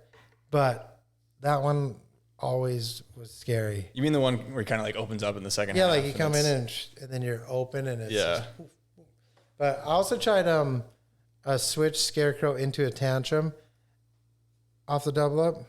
Okay. And have never crashed as hard as I did on that in my life. Like I'd never even thought of trying that again. I did like the scarecrow into like a complete backslap. Sure. It was awful. Knocked the wind out of yourself? Not even that. I think like just like entire body. Kind of just, yeah, rattled me to the core. That would have been cool if you landed it. Yeah. Hey, kids, go for it. Stay tucked. This one's from Eric Ruck. He's wondering how many boats have you pooped off of? Oh, come on, Ruck. You know, a lot. You got to do what you got to do, man. Early morning, you know? Come on. You're in the boat. You're only human. Ref. I choose to not hold it in all day. It's unhealthy. Raph said he's pooped in his wetsuit at least one time. See, I've never done that. That's disgusting. I don't think that works. I got a couple things from Balzer. Do you know Balzer? I've never met him. Oh, God. He's in Canada. He's in Canada now, right? I mean, that's where, he's from. I think he runs does he run Valley Wake Park, or is he part of it? I don't know. Probably. Cable Parks. He said that you're quite a bit of a clean freak. He said that you guys would do renovations on your house and yeah, I mean, yeah, keep things neat and tidy. Yeah.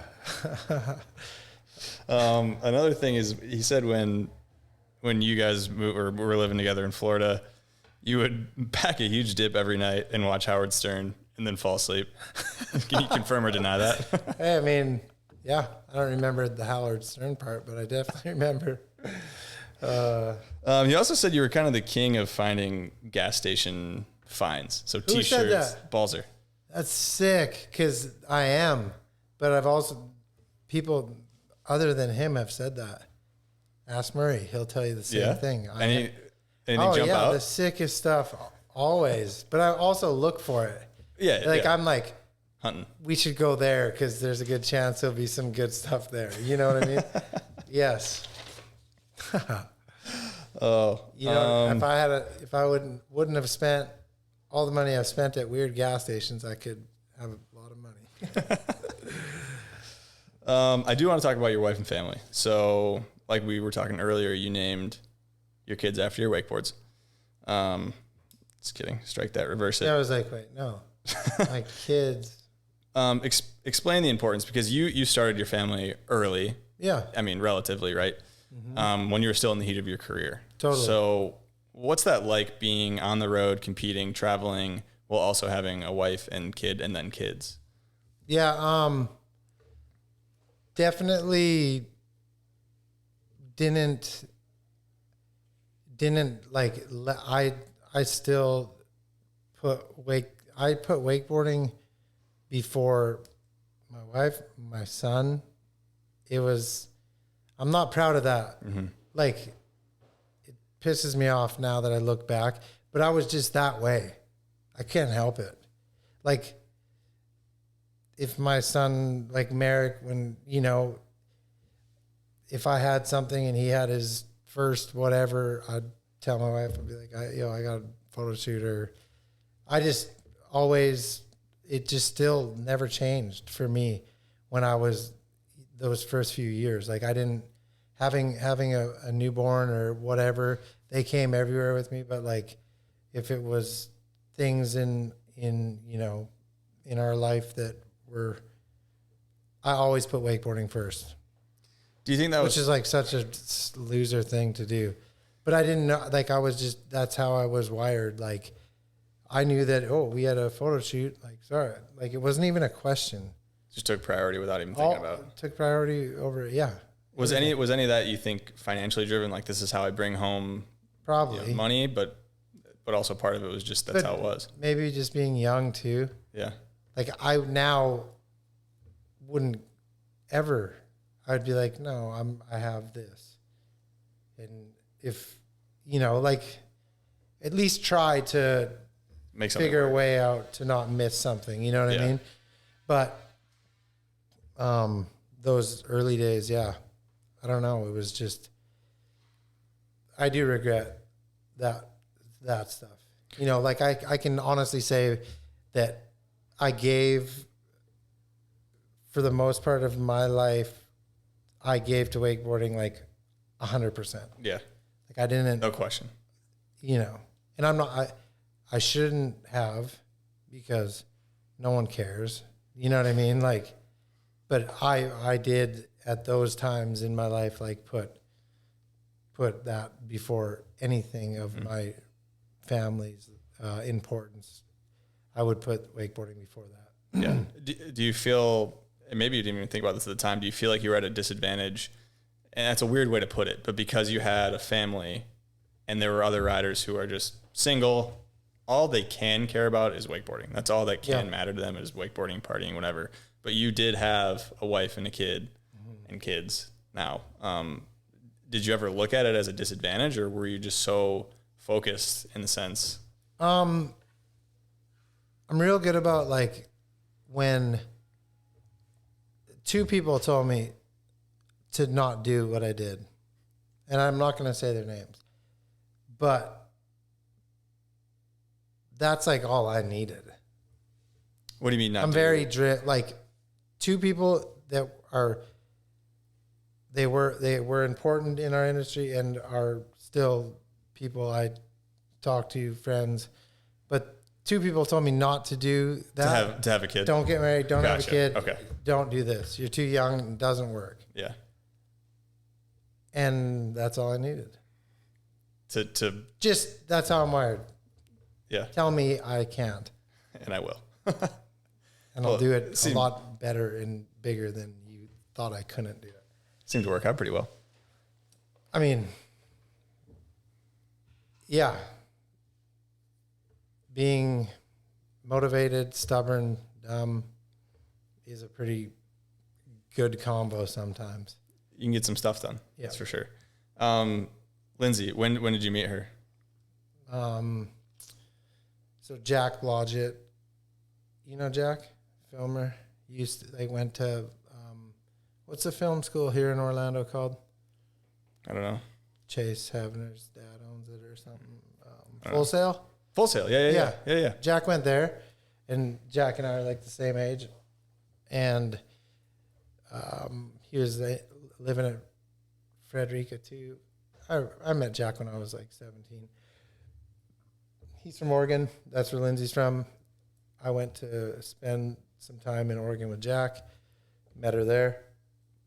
Then, like, not long after, just kind of everything happened really fast, and she, I had her move to Florida, and if she was down, and she did, and just like that, a lot of things happened.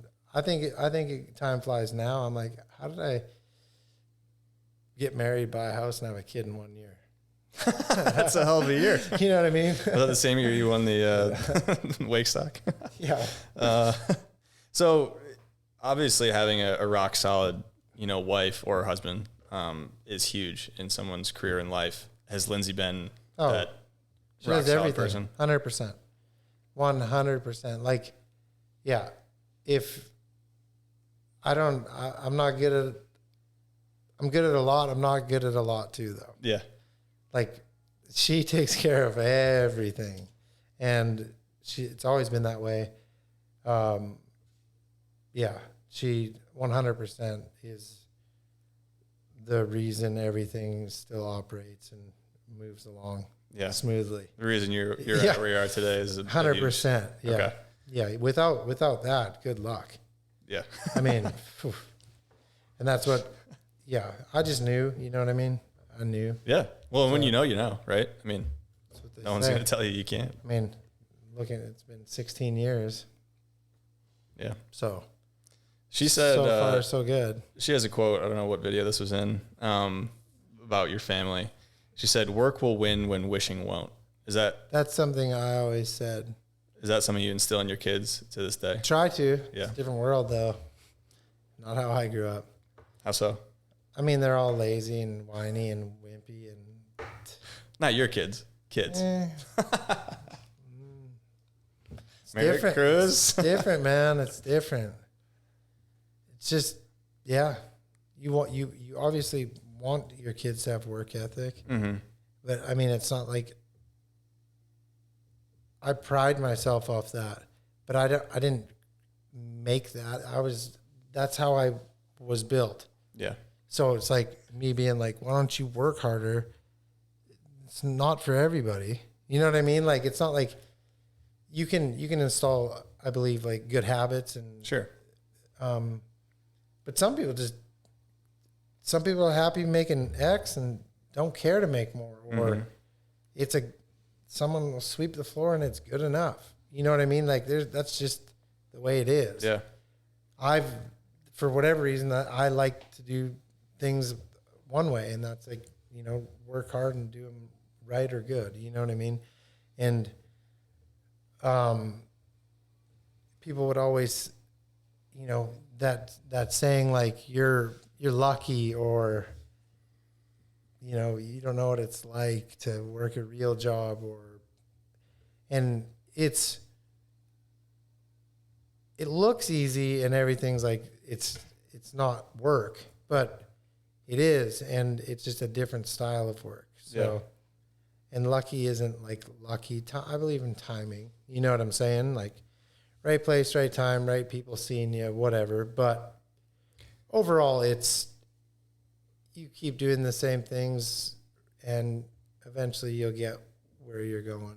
I mean, the old saying is you make your own luck to a certain extent, right? So, sure. I mean, I do believe in a little bit of luck, right? You got to be right place, right time, and some people aren't, and that's just the nature of life. But there is a sense of, well, if you didn't work hard and you didn't practice and you didn't train and you didn't put yourself in that position to be lucky, it would never happen for sure, right?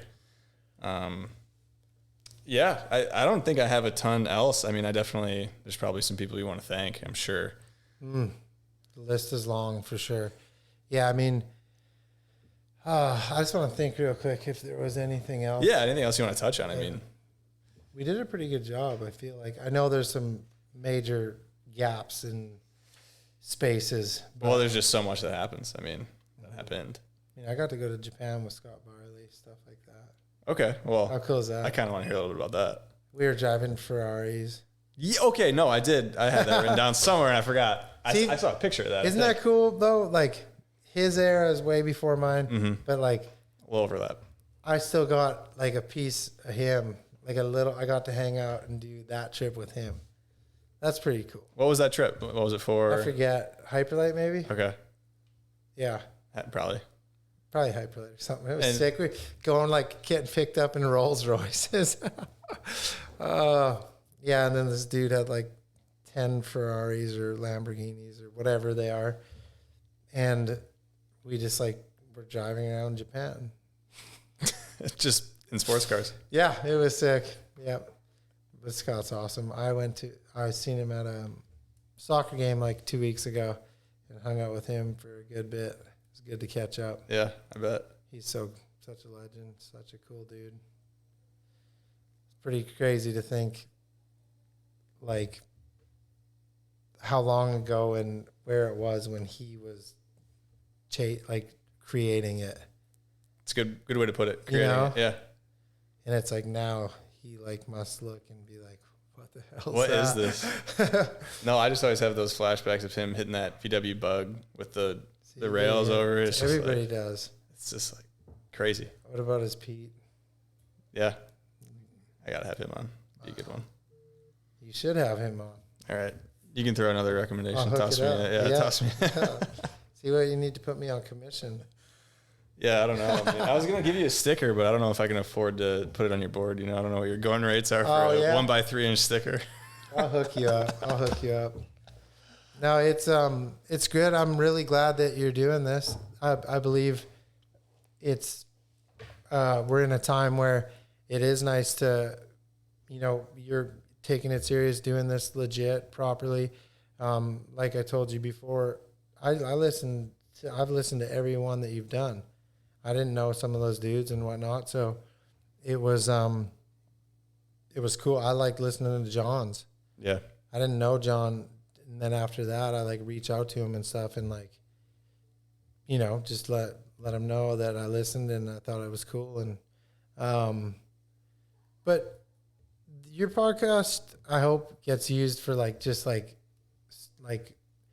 basically like a magazine article used to be, where the individual you're interviewing gets their opportunity to, say what they want to say. But I hope that your podcast stays positive and fun and not just like a shit talking spot. Yeah. You know what I mean? And I know you won't let it get to that point, but it's it's a place where people can express themselves but in a more so good way, where we can all do better together as far as water sports, not just wakeboarding, Definitely.